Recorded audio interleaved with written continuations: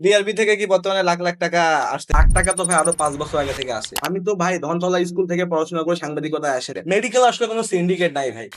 এই তো ভাই আমি তো আপনার চেয়ারে বসে আছি, কই আমার কেউ খেয়ে দিছে? এখন আমরা দেখতে পাচ্ছি প্যান্টের চেন আটকাই গেলেও মহাসড়ক অবরোধ। এখন আপনি যদি দৈনিক মৌবন টিভিতে যান তাও সেরা, দৈনিক যৌবন টিভিতে যান তাও সেরা। আমি রংপুর শহরে আগামী 1 সপ্তাহের মধ্যে এমন 10টা রিপোর্ট অন এয়ার করবো, মানুষজন রাতে ঘুমাইতে পারবে না ভাই, বুঝছেন? যে আমি পরের বার ভাই ডালবি না ব্যানসন বানাবো আমি, এই আমার পরনে এটাও স্পন্সর করা। রংপুর রেল স্টেশন একটা অবহেলিত রেল স্টেশন, আপনি আমার সব দিচ্ছেন শুধু প্যান্টটা দেন না, এখানে আমি ঘুরতে পারবো ভাই? কেউ রংপুরের মানুষকে কিচ্ছু দেয় নাথিং, সবাই গল্প করছে। বেশিরভাগই হচ্ছে চামচামি করে, মানে বাইরের লোকের পিছনে করে বাইক নিয়ে চালাবে। এই রংপুর শহরে বিজনেস কি জানেন ভাই? এক কোচিং বিজনেস, আর দুই হচ্ছে যে চিকিৎসালয় বিজনেস। আমার কাছে এরকমও মানুষ বলছে যে মিম দুই পক্ষের টাকা খেয়ে মামলাটাকে ডিসমিস করে। একজনের গার্লফ্রেন্ড চলে গেছে, সেও মিমকে বয়কট করতেছে, ডিএলবি কে বয়কট করতেছে। মিম আচ্ছা, সবসময় পলিটিক্যাল একটা সাপোর্টে চলে। প্রশাসন প্রতি মানতে যদি মাল খায়, তাহলে মাল মানে টাকা যদি খায়, তাহলে কি আর মাদক ধোকা বন্ধ হবে ভাই? এই এলাকার পোলাপানি তবে কম দামি মদ খায়, খুব সুন্দরভাবে এইভাবে বসি, এইভাবে কথা বলি। ভাইয়া দেখো, এভাবে চা বিড়ি খাওয়া ঠিক না। আমাকে নিয়ে ট্রল করে কারা? ওই খামার মোড়ের মালিক, ওই আমাকে জসিম, আমার নিয়ে কারা করে, ঠিক আছে? ওই জুলেখা। আমি একদিন ভুলবশত দাঁড়ায় প্রস্তাব করতেছিলাম, তারও একটা কেউ ছবি তুলে হচ্ছে পোস্ট করে দিছে। তো তোর গার্লফ্রেন্ড থাকবে ভাই, তোর তো গার্লফ্রেন্ড থাকবে না, তুই কি করবি? তুই বেগম রোকেয়া বিশ্ববিদ্যালয় কনসার্ট হবে, তুই সেই জায়গার মধ্যে দেয়া তোর আগের গার্লফ্রেন্ডের তুই যে হচ্ছে ছবি পুরাবি।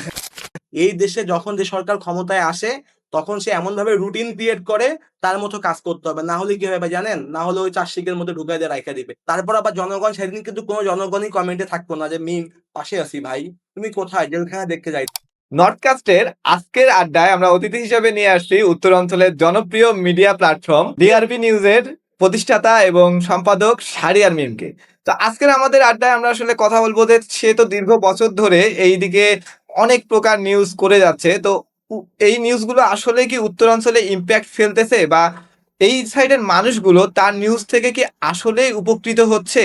তো এটা নিয়ে আমাদের আজকের আলোচনা। তো দেখা যাক এই কোশ্চেন গুলোর অ্যান্সার কি দিতে পারে, বা আমরা তার কাছ থেকে কি অ্যান্সার নিয়ে আসতে পারি। শাহরিয়ার মিম, শুরুতেই আমি আপনার কাছে যেটা জানতে চাবো যে আপনি আসলে এই প্রফেশনে কেন আসলেন বা কিভাবে আসলেন? আচ্ছা, আপনাকে অসংখ্য ধন্যবাদ। অনেক কৃতজ্ঞতা যে আমার বয়স 28, বাট এই বয়সে রংপুরে এত মানুষ থাকতে আপনি আমাকে মানে এখানে আমন্ত্রণ জানিয়েছেন। জি, মানে এই প্রফেশনে আসার শুরুটা বা একটু যদি আমরা শর্ট আচ্ছা, ভাবে যদি সবার প্রথম উদ্দেশ্যে কথা হচ্ছে যে দেখেন জিনিসটা জানতে যে পারি। আমি সাংবাদিকতায় কেন আসলাম। হুম। তো আমি বেসিক্যালি ইঞ্জিনিয়ারিং লাইনে পড়াশোনা করেছিলাম প্রথমের দিকে আর কি, ঠিক আছে? আচ্ছা। পরবর্তীতে কিন্তু আমি সাংবাদিকতা নিয়ে আমি পড়াশোনা করে তারপরে কিন্তু এই লাইনে আসি। তো যখন আমার ডিআরবি শুরু করি, তখন কিন্তু দেখা যাচ্ছে তখন আমি স্টুডেন্ট, ঠিক আছে? কিন্তু মানে বেশি দিন না, আর 1 বছরের মধ্যেই তারপরে কমপ্লিট হয়ে গেছে। হুম। সাংবাদিকতা আসার একটা কারণ হচ্ছে এমন যে আমি যদি ইঞ্জিনিয়ার হইতাম, আমি বড়জোর সড়ক, মানে ভবন এইসব বানানোর পরিচর্যা এটা কি এইসব আগে থেকে সম্পর্কে ইচ্ছা জানতাম। এরকম ছিল সাংবাদিকতা আসা, না দেখা গেছে যে পরে হুট করে এই জিনিসটা মাথায় আসলো? আচ্ছা, ওই কথাটাই যাচ্ছি। বললাম যে আমি যদি ইঞ্জিনিয়ার হতাম, তাহলে তো আমি রাস্তাঘাট, ভবন, বিল্ডিং এইসব নিয়েই তো আমার জীবনটা থাকতো। কিন্তু আমি যখন সাংবাদিক হলাম, আমি যখন সাংবাদিকতাকে ভালোবাসি, যখন আমি সাংবাদিকতায় আসতাম, দেখেন এটা এমন একটা প্রফেশন, এমন একটা এনজয় করার মতো প্রফেশন, এখানে সবকিছু নিয়ে কাজ করা যায়। এখানে আপনি মেডিকেল নিয়ে কাজ করতে পারবেন, এখানে আপনি পরিবেশ নিয়ে কাজ করতে পারবেন, এখানে আপনি শিক্ষা নিয়ে কাজ করতে পারবেন, এখানে আপনি উন্নয়নমূলক ব্যাপার নিয়ে কাজ করতে পারবেন, এখানে আপনি পাবলিক অ্যাওয়ারনেস নিয়ে কাজ করতে পারবেন, এখানে আপনি দুর্নীতি দমন নিয়ে কাজ করতে পারবেন। এখানে সব মানে আপনি একটা দেখেন তো, পৃথিবীর দিকে আর কোনো প্রফেশন আছে যেখান থেকে এত কিছু একসাথে করা যায়? না। এই কারণে আমি সাংবাদিকতায় আসছি। আমার কাছে মনে হচ্ছে যে আল্লাহ আমাকে আসলে যে মেধা দিয়ে পাঠিয়েছে, আমার কাছে এটা মনে হয় যে এটা শুধুমাত্র ইঞ্জিনিয়ারিং এ থাকলে আমি আসলে এটা কমপ্লিট ভাবে দিতে পারতাম না। আমার কাছে মনে হয় যে আল্লাহ আমাকে একটা ভালো মেধা দিয়ে পাঠিয়েছে, আমি সাংবাদিকতা এটাকে আসলে অনেকভাবে ইউটিলাইজ করতে পারবো। এই কারণে আমি সাংবাদিকতায় এসেছি। তো ডিআরবি প্রতিষ্ঠিত করা বা ডিআরবি শুরুটা আসলে কিভাবে? আচ্ছা, হুট করে জিনিসটা কি মাথায় আসলো, না দেখা গেছে যে ধীরে ধীরে ডিআরবি এই পর্যায়ে? ডিআরবি যাত্রাটা যদি একটু আপনাদেরকে বলি, ডিআরবি মূলত করোনার সময় থেকে আমরা চালু করি, ডিআরবি নিউজ তখন। ওই টাইমে তো হ্যাঁ, দেখতাম যে এখন রেগুলার দেখেন, এত স্বাস্থ্যের ঝুঁকি নিয়েও রেগুলার ওই নিউজগুলো, মানে আপনি বিভিন্ন জায়গায় মেডিকেলের সামনে, সদরের সামনে হ্যাঁ, প্রচার আপনি করছেন। একটা দেখেন যে ডিআরবি নিউজটা যখন তখন আমাদের ইউনিভার্সিটি বন্ধ আর অনলাইন সেমিস্টার চালু করে দিছে, তখন আমি চলে আসি। আমার আম্মু স্কুল টিচার, আমার বাবা একজন সাংবাদিক, তো আমার ভাইও তখন স্টুডেন্ট, আমার টুইন ভাই। তো রংপুরে এসে কি করি, তখন মাথা হলো যে আমার তো মানে সাংবাদিকতা তো করতে হবে। তো রংপুরে আমি দেখি যে রংপুরে ওই সময় কোনো স্থানীয় কোনো নিউজ পোর্টাল তেমন চোখে পড়ে না, মানে নাই। এমনি স্থানীয় পত্রিকা আছে, এসব আজকে কি হবে কালকে বিকেল বেলায় বের হবে বা সকালবেলা বের হবে, এরকম একটা জায়গা থেকে মনে হলো এখন করোনা, মানুষ খবর চাচ্ছে, তাই না? মানুষ অনেক কিছু বাইক সম্পর্কে জানতে চায়। আর আমি দেখি সাংবাদিকতা ছাত্র তখন, তো আমার মাঝে তো একটা এমন কাজ করে। তো আমার মনে হচ্ছে যে মানুষ সবাই মৃত্যু ভয়ের মানে ঝুঁকি দিয়ে আছে যে যখন তখন মরে যাবে, যখন তখন কি হবে। ওই সময়টা আমি করোনার সময়টাকে, করোনা অনেকের জীবন অনেকভাবে এসেছে, মহান আল্লাহ পাক আমার জীবনে করোনাকে আশীর্বাদ হিসেবে পাঠাইছে যে তুমি এই সময় তোমার একটা প্ল্যাটফর্ম দাঁড় করাও। তো আমার কাছে মনে হচ্ছে যে আমি আল্লাহর প্রতি আসলে বিশ্বাস রেখে আমি ডিআইবি নিউজ শুরু চালু থেকে কি করছি। মনে হয়েছিল যে এটা আসলে কাজে দিবে বা এত বড় হ্যাঁ, আমি পরিসরে আমার মানুষ জীবনে ভাই কখনো কোনো কাজে আসলে জিনিসটাকে নেবে? মানে কখনো মানে হেরে যায়নি। আমি যখন যাকে যেখানে হাত দিছি সেখানে সাকসেস হয়েছে। আপনি আমারে বলেন যে এই স্টুডিও থেকে সোনা ফলাইতে, আমি এটা ৩ মাসের মধ্যে ফলাই দিব ইনশাল্লাহ। ৩ মাসের মধ্যে? হ্যাঁ, ইনশাল্লাহ। এটা তাহলে কি আমরা আজকে থেকে প্রিপারেশন নিবো যে হ্যাঁ, মানে এখানে এখান দিতে থেকে পারেন। আমি আমার সৃষ্টিকর্তার প্রতি এই এখানে এখানে বিশ্বাস কি রাখি। ঘুরতে হবে তো এর জন্য নাকি? না, শোনা মানে তো যে ওই শোনা হবে না। এখান আচ্ছা। থেকে এখানে দেখা গেছে যে আমি একটা প্রোগ্রাম করবো, এই প্রোগ্রামের মধ্যে লাখ লাখ টাকা স্পন্সর আসবে, সেখান থেকে আমার শোনা করবো। এটাই তো মানে আল্লাহ তো আপনাকে চেষ্টা করতে বলছে ভাই, আপনি যদি চেষ্টা না করেন। তারপরে ডিআরবি থেকে কি বর্তমানে লাখ লাখ টাকা আসতেছে? লাখ টাকা তো ভাই আরো 5 বছর আগে থেকে আসে, মানে এটা কি মানে এটা কি আসলে ফেক নিউজ থেকে না অ্যাড থেকে? ফেক, মানে আপনি বলতে ফেক নিউজ থেকে। ভাই আপনি একটা জিনিস দেখেন যে ফেক নিউজ থেকে না, একটা ফেক নিউজ যদি হয়, মানুষ যে ফেসবুকে হচ্ছে যে এখানে সমালোচনা করে, ফেক নিউজ হয়ে গেলে মানুষ সমালোচনা কেন করে? মানুষ হচ্ছে যে আমাদের নামে আইসিটি একটা মামলা দিবে, মানুষ হচ্ছে যে থানায় অভিযোগ করবে news আর কি। হ্যাঁ, আমার এখানেও কোশ্চেন আছে ডিআরবির অনেক page, DRB news, DRB live, DRB TV. একটা ফেসবুক একটা প্রতিষ্ঠানে একটা পেজ দিয়ে তো চালানো যায় না ভাই, কেননা এখানে হচ্ছে যে আপনি ভালো এই সমাজে আপনি ভালো খাচ্ছেন, ভালো পড়ছেন, আপনার মানে শরীরে ভালো জামা, অনেকের ভালো লাগে না, অনেকের ভাই অনেক ব্যথা হয়, তারা কি করে রাতের বেলা কম্বলের তলায় ঢুকে তারা কমেন্ট করে, তারা ওখানে দেখা যায় রিপোর্ট করে, করার পরে পেজগুলোকে রিচ ডাউন করে দেয়। এখন তখন আমার কি হবে? তখন তো আমার তো প্রতিষ্ঠানে তো অনেকগুলো এমপ্লয়ি আছে, এখন তাদের আমি বেতন কিন্তু নিশ্চিত আমরা করতে যদি পারবো বড় না। টিভি গুলোর দিকে দেখি, যমুনা টিভি বা সবারই দেখা পেজ গেছে আছে, যে সবার সবার এটিএন অনেক পেজ নিউজ, আছে, এটিএন সবাই। নিউজের বা যমুনা টিভি এরকম তো। প্রত্যেকটা টেলিভিশনের অনেকগুলো করে পেজ আছে এবং প্রত্যেকটা পেজই ভেরিফাইড করা আছে। আপনি দেখবেন অনেকের ভেরিফাইড করেনি। এখন তো একটা প্রতিষ্ঠানের বিভিন্ন পেজ করা যায়, যেমন DRB news, DRB TV live, বা ডিআরবি হচ্ছে যে ফটো গ্যালারি, ঠিক আছে, মানে স্টোরি। তো আপনি বিভিন্ন ভাবে করতে পারেন, এটা তো করাই যায়, এটা তো কোনো ঠিক ব্যাপার না। বা ডিআরবি স্পোর্টস আপনি চাইলেই করতে পারেন। আচ্ছা, শুরু থেকে শুনলাম আমরা ডিআরবির গল্পটা, এরপরে নিউজগুলো যে আসা শুরু করলো, তারপরে তো একাই আর সম্ভব হলো না, তখন কি আরো লোকজন মিলে বা টিম গঠন করা হলো? আচ্ছা, আমি করোনার সময় যখন আমরা ডিআই নিউজ শুরু করি, তখন আমার সঙ্গে ছিল আমার বন্ধু ইস্তিয়াক ফাদ্দিন সজীব, ঠিক আছে। তো আরেকটা ফ্রেন্ড ছিল ওয়াহিদ খান সংকেত, ও ঢাকা ইউনিভার্সিটি থেকে, আর ও ওয়ার্ল্ড ইউনিভার্সিটি থেকে। ও ওরাও তখন রংপুরে, ওরা আমাকে সহযোগিতা করছে। তো প্রথমের দিকে আমার একটা মোবাইল ছিল, একটা ওই মোবাইল দিয়ে, ওই সময় তো দোকানপাট বন্ধ, জাস্ট একটা মোবাইল ছিল, ওই মোবাইল আর হচ্ছে হেডফোন আছে না, হেডফোনটা কেটে ওই মেকারের দোকান থেকে হচ্ছে যে মাইক্রোফোনের ইয়াটা নিয়ে আসতাম, দিয়ে ওখানে ঢুকাই দিলাম, দেওয়ার পরে হচ্ছে যে দিয়ে হচ্ছে যে আমরা মাইক্রোফোন বানাইলাম। তখন কিন্তু এত কিছু ওই সময় তো চাইলেও পাওয়া যাচ্ছিল না, আর সক্ষমতারও একটা ব্যাপার আছে। তো এইভাবে আমরা মাইক্রোফোন বানাই, ও মোবাইল দিয়ে ইয়া করে, মানে মোবাইল সামনে আমার দিকে ধরে, ক্যামেরা পার্সন হিসেবে থাকে। আমি হচ্ছে যে ডিসি মোড়ে দাঁড়াই, ডিসি মোড় থেকে প্রত্যেক দিন করোনা আপডেট দেই, পাড়া চত্বর থেকে করোনা আপডেট দেই। ওই সময় মানুষের তো ভাই ওই সময় তো অফিস সবকিছু বন্ধ, স্কুল বন্ধ, অফিস বন্ধ, বিশ্ববিদ্যালয় বন্ধ, মানুষ ঘরের মধ্যে থাইকা এগুলো খবর দেখে যে রংপুর আজকে কয়জন মারা গেছে, রংপুরে আজকে কয়জন করোনা আক্রান্ত হয়েছে। আমি এইসব এমন ভাবে না, প্রেজেন্টেশন এটা করি, আমরাও মানুষের মধ্যে দেখছিলাম একটা ভয় জিনিসটা, থাকে, হ্যাঁ। মানুষের মধ্যে একটা আতঙ্ক থাকে, মানুষ। ডেলি দিন বাসা হ্যাঁ, থেকে তো বের হওয়া হয় না, কিন্তু হ্যাঁ, ডিআরবি এটা নিউজ পায়। দেখে ওই আপডেটটা পাওয়া তারপরে যায়। বাজার খোলা আছে কিনা, হ্যাঁ, কিভাবে আপনি দেখা গেছে এখন বাজার আসলে কোন নিয়ম কানুনের মধ্যে আসবেন। ওই সময় যারা আমাকে, ওই সময় কোনো কম্পিটিটর নাই, ওই সময় আমি কম্পিটিটর, আমার কম্পিটিটর আমি। হুম। আর ওই সময় ভাই দেখেন, ওই সময় তো ডিআরবি সাকসেস না হয়ে করোনা আক্রান্ত হয়ে আমি মরেও যাইতে পারতাম। এই জন্য একটা কথা আছে ভাই, যে আপনাকে একটা ব্যাপার আছে না, যে আপনি যদি যে কোনো ঝুঁকি নেন, ঝুঁকি নিলে হয় আপনি শহীদ, তাহলে আপনি গাজী। একটা ব্যাপার আছে যে আপনি কিছু না কিছু একটা হবেন তো। আচ্ছা, ওই টাইমের জন্য ঠিক আছে যে ওই টাইমে ডিআরবি অনেক ভালো নিউজ দিছে, দেখা গেছে যে অনেক চ্যালেঞ্জ ফেস করেও দেখা গেছে মাঠে ঘাটে গিয়ে আপনি নিউজগুলো দিয়েছেন, সবার অনেক উপকার হয়েছে বা সবাই বাসায় থেকে নিউজগুলো দেখতে হয়েছে। কিন্তু এরপরে থেকে ডিআরবি কে নিয়ে আসলে কিন্তু কন্ট্রোভার্সিও হ্যাঁ, হ্যাঁ। কম না, দেখা গেছে যে রেগুলার আপনার পোস্টে অনেক কমেন্ট আমরা দেখি। তারপরে বিভিন্ন জায়গায় শোনা যায় যে শাহরিয়ার মিম ফেক নিউজ করে হুম। বা টাকার কারণে নিউজ হ্যাঁ, করে। আমি তো ভাই ধনতলা স্কুল থেকে পড়াশোনা করে সাংবাদিকতায় আসেনি, আমি ভালো জায়গা থেকে পড়াশোনা করছি, সাংবাদিকতায় আসছি। আমার তো আর 10 জনের মতো চিন্তা ভাবনা করে সাংবাদিকতা নিউজ করা যাবে না। রংপুরে যদি আপনি মানে, আমি নিজেকে নিয়ে অহংকার করতেছি না, ব্যাপারটা হচ্ছে এমন যে আপনি অনেক বছর ধরে এই কিন্তু লাইনে অনেকে তো বলে যে শুরু থেকে আপনি জোর করে সাংবাদিক হিসাবে পরিচয় দিয়ে এই সেক্টরে আর কি আপনার আসা, শুরুতে আপনার ওই জিনিসটা ছিল না। আচ্ছা, প্রথম কথা হচ্ছে যে ভাই দেখেন, আপনি ছোটবেলা থেকে ছবি তুলেন, আপনি ভিডিওগ্রাফি করেন, দেন তারপর না আপনি ভিডিওগ্রাফার হয়েছেন। আপনার যদি লক্ষ্যটা থাকে, তো মানুষের জীবনে তো লক্ষ্য থাকতে হবে যে আমি কিছু হইতে হইতে পারবো। না আমি যদি 30 বছর বয়সে এসে এখন লক্ষ্য শুরু করি যে আমি সাংবাদিক হতে চাই, তাহলে কি হবে? আপনি আমাকে এটা বলেন যে আমি স্কুল লাইফ থেকে এটা আমার লক্ষ্য ছিল, আমি এটা হবো, তো তখন থেকে তো আমি চেষ্টাই করবো। আর আমি চেষ্টা করছি জন্য তো আজকে আমি সাংবাদিক হয়েছি। আপনি আমার বয়কট করলেও আমি সাংবাদিক, আপনি আমার ভালোবাসলো আমি সাংবাদিক, আপনি আমার কিন্তু না চাইলেও আমি এত সাংবাদিক। মানে মানুষের কেন মনে হয় যে শাহরিয়ার মিম এটা করতেছে, কিছু একটা করলে ইদানিং দেখা গেছে যে মানুষ বলে যে এটা ফেক বা আচ্ছা, হাসাহাসি করে, বা দেখা গেছে যে অনেকে দেখা গেছে একটা নাম আছে ডারউইনের।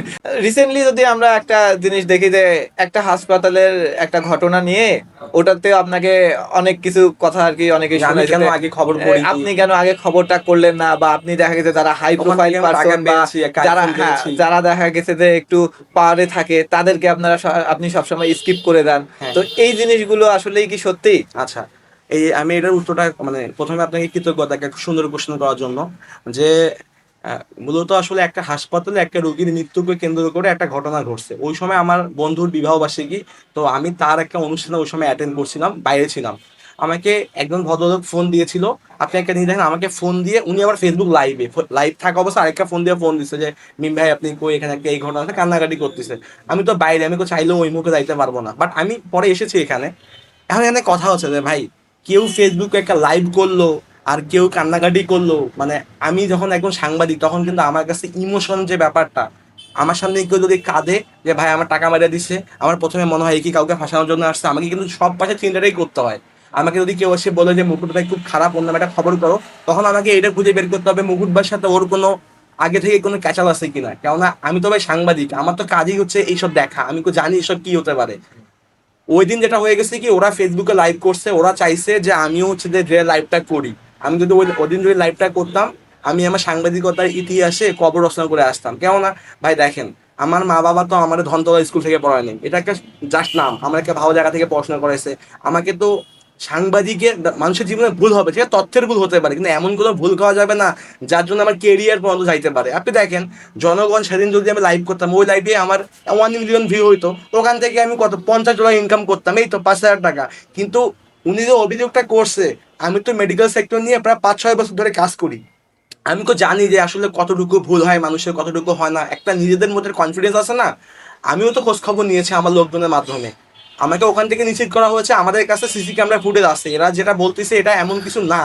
ব্যাপারটা আপনি হ্যাঁ, বুঝেন, পরবর্তীতে তারা প্রমাণও করতে প্রমাণ পারছে। করছে। হ্যাঁ, এখন দেখেন, আমি যদি ওই দিন লাইভটা, মানে এটা জাস্ট আমি একটা এক্সাম্পল টানলাম তো। আমি একটু শেষ দেখা করি, গেছে, একটু শেষ করি। আচ্ছা আচ্ছা, সেদিন যদি আমি লাইভটা অবশ্যই, হ্যাঁ। করতাম, আমার নামে হচ্ছে ওই হাসপাতাল 100 কোটি টাকা বা 1 কোটি টাকা একটা ক্ষতিপূরণ মামলা দিত, মানহানি মামলা দিত।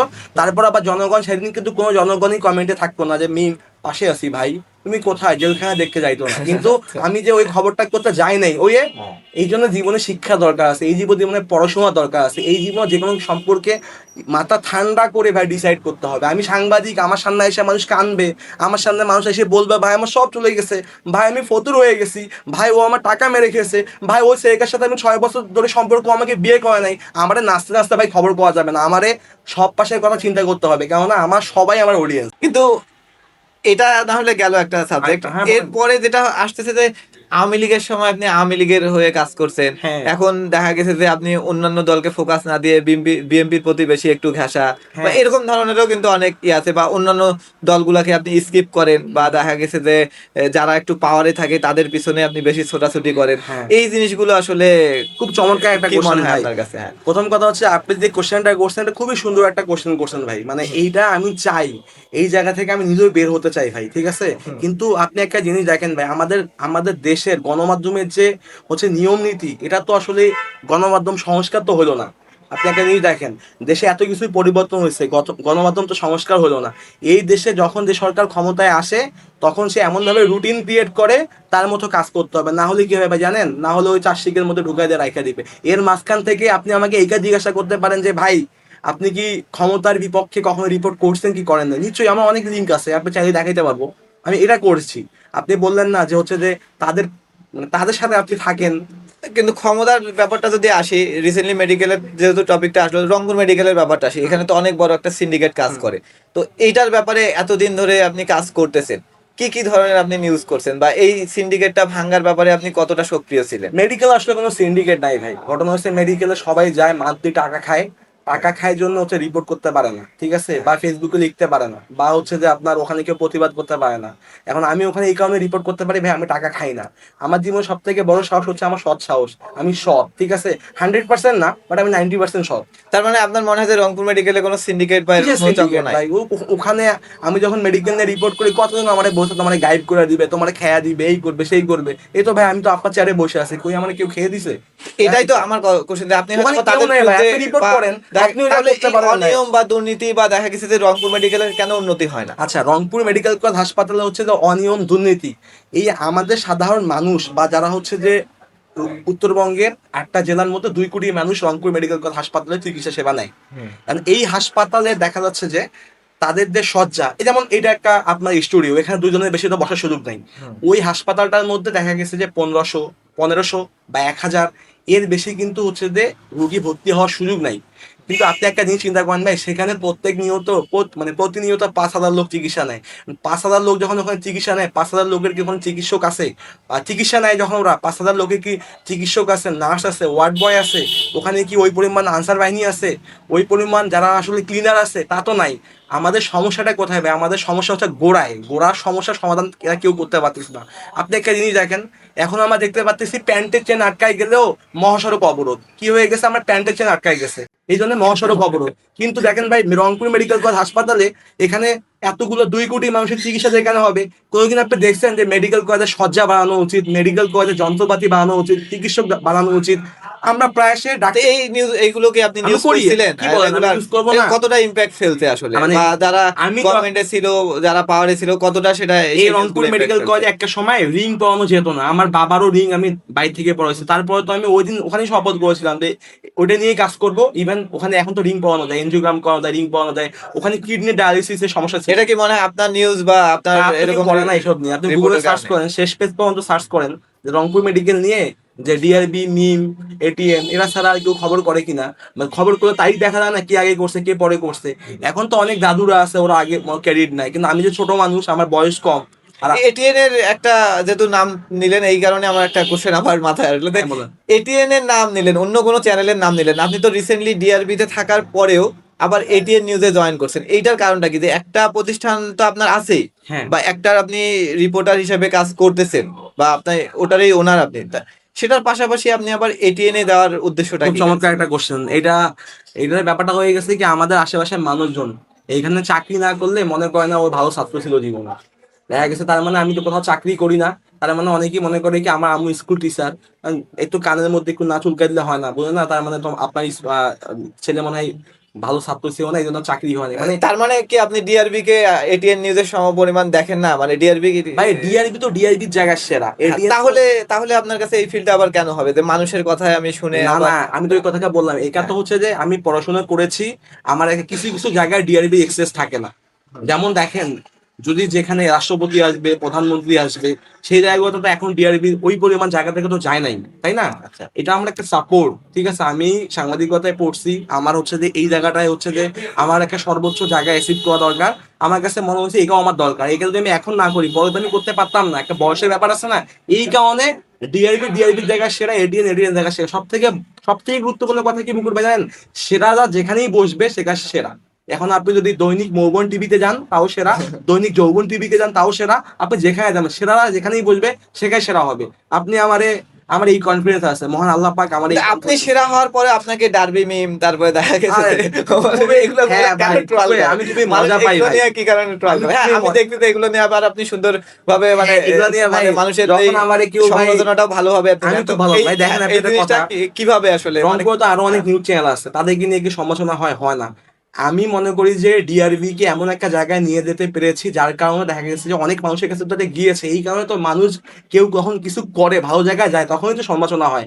তো আমার কথা মনে হচ্ছে যে আমি ডিআরবি চালু করেছি, এই কারণে অনেকের ভালো লাগে না, তারা আমাকে ডারবি বলে, আমাকে মনোবল নষ্ট করার চেষ্টা করে। কিন্তু ভাই বিশ্বাস করেন, আমার এতটুকু মনোবল নষ্ট হয় না, আমি ওইখান থেকে জেদ নেই যে আমি পরের বার ভাই ডার্বি না ব্যানসন বানাবো, আমি এখানে মালব্রো বানাবো আমি এখানে, ঠিক আছে? মানে আমার মনে হয় যে আমার ডার্বি তো বলছে। আপনার এইগুলো কথাতে মনে হয় না যে আপনার মধ্যে একটা অহংকার বোধ, বা আপনি দেখা গেছে যে অনেক অহংকার করে কথা বলেন, বা আপনি নিজেকে অনেক পাওয়ারফুল ভাবেন যে হ্যাঁ, রংপুরে আপনি অনেক পাওয়ারফুল হয়ে গেছেন? তারপরে রিসেন্টলি একটা ভয়েসও ভাইরাল হয়েছিল, ওই জায়গায়ও দেখলাম যে আপনি ভয়েসটার মধ্যে বলতেছেন কেউ আমার কিছু ছিঁড়তে পারবে না, কে আছে দেখে নিব। তো আসলে এগুলো একটা অহংকার বোধ, বা মনে হয় না যে আপনি সুপার পাওয়ার হয়ে গেছেন বা এরকম কিছু?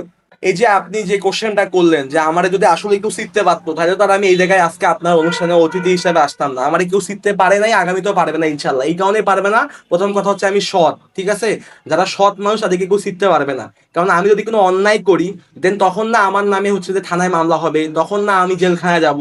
আমি যদি কারোর সাথে জুলুম করি, তখন না ওই মানুষটা আমার নামে হচ্ছে যে বিভিন্ন অপবাদ দিয়ে বেড়াবে। আপনি একটা জিনিস চিন্তা করেন তো ভাই, আপনি আমার একটা রেকর্ড শুনছেন, এই রেকর্ডটাও কিন্তু হচ্ছে কোনো কল রেকর্ড না। কথা হচ্ছে আপনি আমারে গালি মারছেন, আমি আপনাকে গালি মারছি, এটা আমি মোবাইল দিয়ে টুপ করে আপনি ভয়েসটা রেকর্ড করছেন, তাও 2023 না, সালে। আপনি যেহেতু বললেন যে আপনি পড়াশোনা সাংবাদিকতায় করছেন বা পড়াশোনা করে আসছেন, আপনি নর্মালি দেখা গেছে যে একটা মোবাইল হাতে নিয়ে পেজ খুলে সাংবাদিক হয়ে যাননি, এরকম সাংবাদিক আপনি না। তো সেই ক্ষেত্রে থেকে কি মনে হয় না যে সাংবাদিক হয়েও একটা এরকম ল্যাঙ্গুয়েজ ইউজ করা, বা এইভাবে আসলে মানুষকে মানে আমি কে কি ছিঁড়ে এই নিবে জন্য নিবে আমি আমি ভাই দেখে নিব, এখানে এই একটা কথা, জিনিসগুলো কি মানে হ্যাঁ বেশি মাহমুদ অহংকার ভাই, মনে হয় এই না? একটা জায়গা হচ্ছে আমি আন্তরিকভাবে দুঃখিত। কেননা হচ্ছে যে সাদিয়া জামান প্রভার ভিডিও ভাইরাল হয়ে যাওয়ার পর না, যতটা এত পেন হয়েছে তার থেকে বেশি আমার একটা ভয়েস রেকর্ড যাওয়ার পরে মানুষ এমন কিছু মনে করতেছিল, মানুষ মনে করতেছিল আমি হচ্ছে যে কেরামতের মধ্যে গিয়ে ইমাম। ভাই আমি তো ইমাম না, আমি হচ্ছে যে এখন সাংবাদিক, আমি একটা ছেলে মানুষ, আমারও বয়স 28 বা 29। আমার কেউ গালি মারছে, আমি তারে গালি মারছি, আপনি আপনার বন্ধু বান্ধবের সাথে গালি মারেন, এই গালি তো আমি অন্য কাউকে মারি নাই, আমার সহকর্মীদের সাথে গালি গালাজ হয়েছে। এখন সে আমার প্রতি তার একটা শত্রুতা ছিল, সে হচ্ছে এটা এটা ভয়েস রেকর্ডটা করে রাখছে, এই সময়ের মধ্যে দিয়ে রাখছে মিমকে যদি এই সময় একটু দোসর মোসর বানাই দিয়ে জেলে ভয় দেওয়া যায়। এখন কথা হচ্ছে ভাই দেখেন, ওই তো বললাম আমি এখন কেন এখনো জেলে যাব না, বা ইনশাল্লাহ যাব না, কোনো অন্যায় করি নাই। এখন এই ইদানিংও কিছু করি নাই যে আগামীতে কখনো পরিবর্তন হলো আমি যাব। প্রথম কথা হচ্ছে ভাই, আপনি যদি কোনো অকাম করেন, একে কল রেকর্ড থাকবে না, এটা ভিডিও থাকবে না, একে গোপন ভিডিও থাকবে না, এমন কোনো কিছু আপনি পান? এমন তো কোনো কিছুই পান না, শুধু পান ফেসবুকে স্ট্যাটাস। না, স্ট্যাটাসের ব্যাপারে আসলো যে আপনি এই যে যেদিন হাদি সম্ভবত মারা গেল, হ্যাঁ, ওই দিনে আপনি একটা ভিডিও আপনার আবার আরেকটা ভাইরাল হয়েছিল যে আপনি অফিসে বসে নাচতেছেন, মানে যেদিন হাদি মারা, আপনি তো বলেন যে আপনি হচ্ছেন জুলাইয়ের পক্ষের শক্তি, বা জুলাইয়ের সময় আপনি আমি আসলে জুলাইয়ের ভাই পক্ষে ছিলেন। তো হাদি যখন মারা গেল তখন আপনার কি এইভাবে একটা ড্যান্স করে ভিডিও দেয়া ঠিক হয়েছিল কি না, এটা কি আচ্ছা, মনে হয় আপনার? এখন প্রথম কথা হচ্ছে যে হাদি যখন মারা গেছে, হাদি তো রংপুরে মারা যায় নাই, হাদি মারা গেছে ঢাকাতে। আর প্রথম কথা হচ্ছে যে ফেসবুকে তো আমাদেরকে, পুরো দেশটা একটা আমি শোকাহত কথাটা শেষ করি। ছিল এই প্রথম ব্যাপারটা। কথা হচ্ছে শহীদ আবু সাঈদের হত্যার বিচার চাই, প্রথম কথা হচ্ছে এইটা, এই জায়গায় একটা প্রথম আমার কথা। দ্বিতীয় কথা হচ্ছে যে এট ফার্স্ট টাইম শহীদ যে হাদি হত্যার আমি বিচার চাই। দ্বিতীয় কথা হচ্ছে যে হাদি হত্যা নিয়ে তো আমি তো ভাই রংপুরের সাংবাদিক, তাই না? আমার তো ঢাকার ওখান থেকে তো কাজ করার খুব সুযোগ কম, আমি তো রংপুরে কাজ করি, রংপুর বিভাগে কাজ করি। এখন কথা হয়ে গেছে যে হাদি মারা গেছে এইটার সাথে এই ভিডিও মিলাইলে তো ভাই হবে না। কেননা ফেসবুকে, একটা শেষ দেশে করি একটা শোকের ফেসবুকে মুহূর্ত মানুষজন, চলতেছিল। ভাই আপনি ভালো করে তারিখটা মিলাই দেখেন যে কোন সময় হচ্ছে যে এটা হয়েছে। হাদিদ আরো অনেক কয়েকদিন আগে মারা গেছে বা পরে মারা গেছে, আমি এই মুহূর্তে মনে পড়ছে না, অথবা আগে বা পরে মারা গেছে। কারণ হাদি মারা গেছে জন্য কি ভাই আপনি না খেয়ে আছেন? আপনি কি আপনার কাজ করতেছেন না? আজকে কি আপনার পডকাস্ট বন্ধ হয়ে আছে? ভাই আমি কি করতে পারি? আপনি আমার সাংবাদিক হিসাবে একে জিজ্ঞাসা করতে পারেন, ভাই রংপুরে যে প্রোগ্রামগুলো হয়েছে এটাই কি আপনি নিউজ করছেন? আমি নিউজ তো করছি। আমার যখন ছেলে অসুস্থ হয়ে কমিউনিটি মেডিকেল কলেজে ভর্তি ছিল, তখন কি রংপুর শহরে কারো বাসায় কি গান বাজনা বন্ধ ছিল নাকি? তখন কি পডকাস্ট বন্ধ ছিল নাকি? যার দুঃখ তার কাছে ভাই, আমি সাংবাদিক, আমি আমার কাজটা করবো, আমার মাঝে ঠিক। কোনো ইমোশন রাখা যাবে না, আমার মাঝে কোনো উত্তেজনা রাখা যাবে না, আমি আমার কাজটাই করবো। আমি ইমোশন করতে গেলেও ভুল ডিসিশন নিব, আমি উত্তেজনা দিতে গেলেও ভুল ডিসিশন নিব। আপনি আমার এইটা প্রশ্ন করেন যে হাদি মারা যাওয়ার পরে রংপুরে যে প্রোগ্রামগুলো হয়েছে এই নিউজগুলো আপনি দেখাইছেন নাকি? ওই তো একবার প্রশ্ন করলেন যে আপনারা সব সময় ক্ষমতাবানদেরকে দেখান, আমরা তো ছাত্রদেরকে দেখাই বা সবাইকে দেখাই। তারপরেও মানুষ কেন আপনাকে নিয়ে তাদের ট্রল করবে? প্রথম কথা হচ্ছে যে আমাকে নিয়ে কারা ট্রল করে, আমাকে নিয়ে এই মানুষগুলো আসলে কারা, আমাকে এটাই আমি নিয়ে কারা জানতে ট্রল চাচ্ছিলাম। করে? ম্যাকের মোড়ের কাশেম আমাকে নিয়ে ট্রল করে কারা? ওই খামার মোড়ের মালিক, ঠিক আছে, আমাকে নিয়ে কারা ট্রল করে, ঠিক আছে? ওই যে মনে করেন জসিম আমার নিয়ে কারা করে, ঠিক আছে? ওই জুলেখা। আপনি বলেন তো ভাই, রংপুর শহর কেন, বাংলাদেশের কোনো এমন কোনো গুরুত্বপূর্ণ ব্যক্তি আছে যে হচ্ছে যে আমারে নিয়ে একটা ট্রল করছে? আপনি আমাকে যদি নাম জানেন বলেন যে একটা গুরুত্বপূর্ণ ব্যক্তি আপনাকে নিয়ে ট্রল করছে।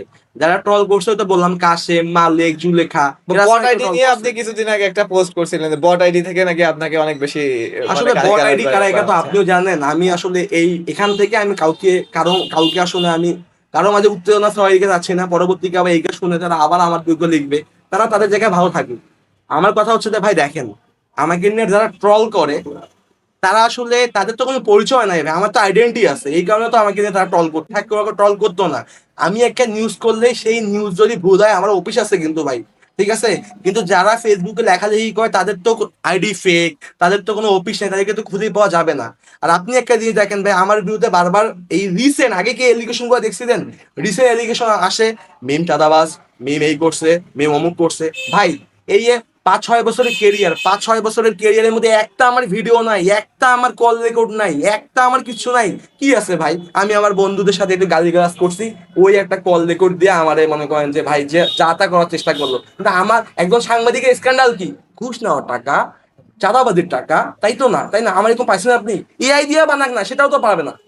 আপনি বললেন যে চাঁদাবাজ বা দেখা গেছে যে চাঁদাবাজি করে এইভাবে আপনি ইনকাম করেন না, তাহলে আসলে এই ধরনের যে মিডিয়াগুলো আছে হুম। যেগুলো এখন তৈরি হচ্ছে এরকম ফেসবুক বেস বা ফেসবুক কেন্দ্রিক, এদের আসলে আয়ের উৎসটা কি? শুধু কি মাত্র ওই অ্যাড, বা শুধু ওই অ্যাড থেকে কি আপনাদের চলে, বা অ্যাড থেকে কি সবকিছু হয়ে যায়? হ্যাঁ, এই তো প্রথম কথা হচ্ছে যে মানে আমি তো সচ্ছল পরিবার থেকে আসছি সাংবাদিকতায়, ঠিক আছে।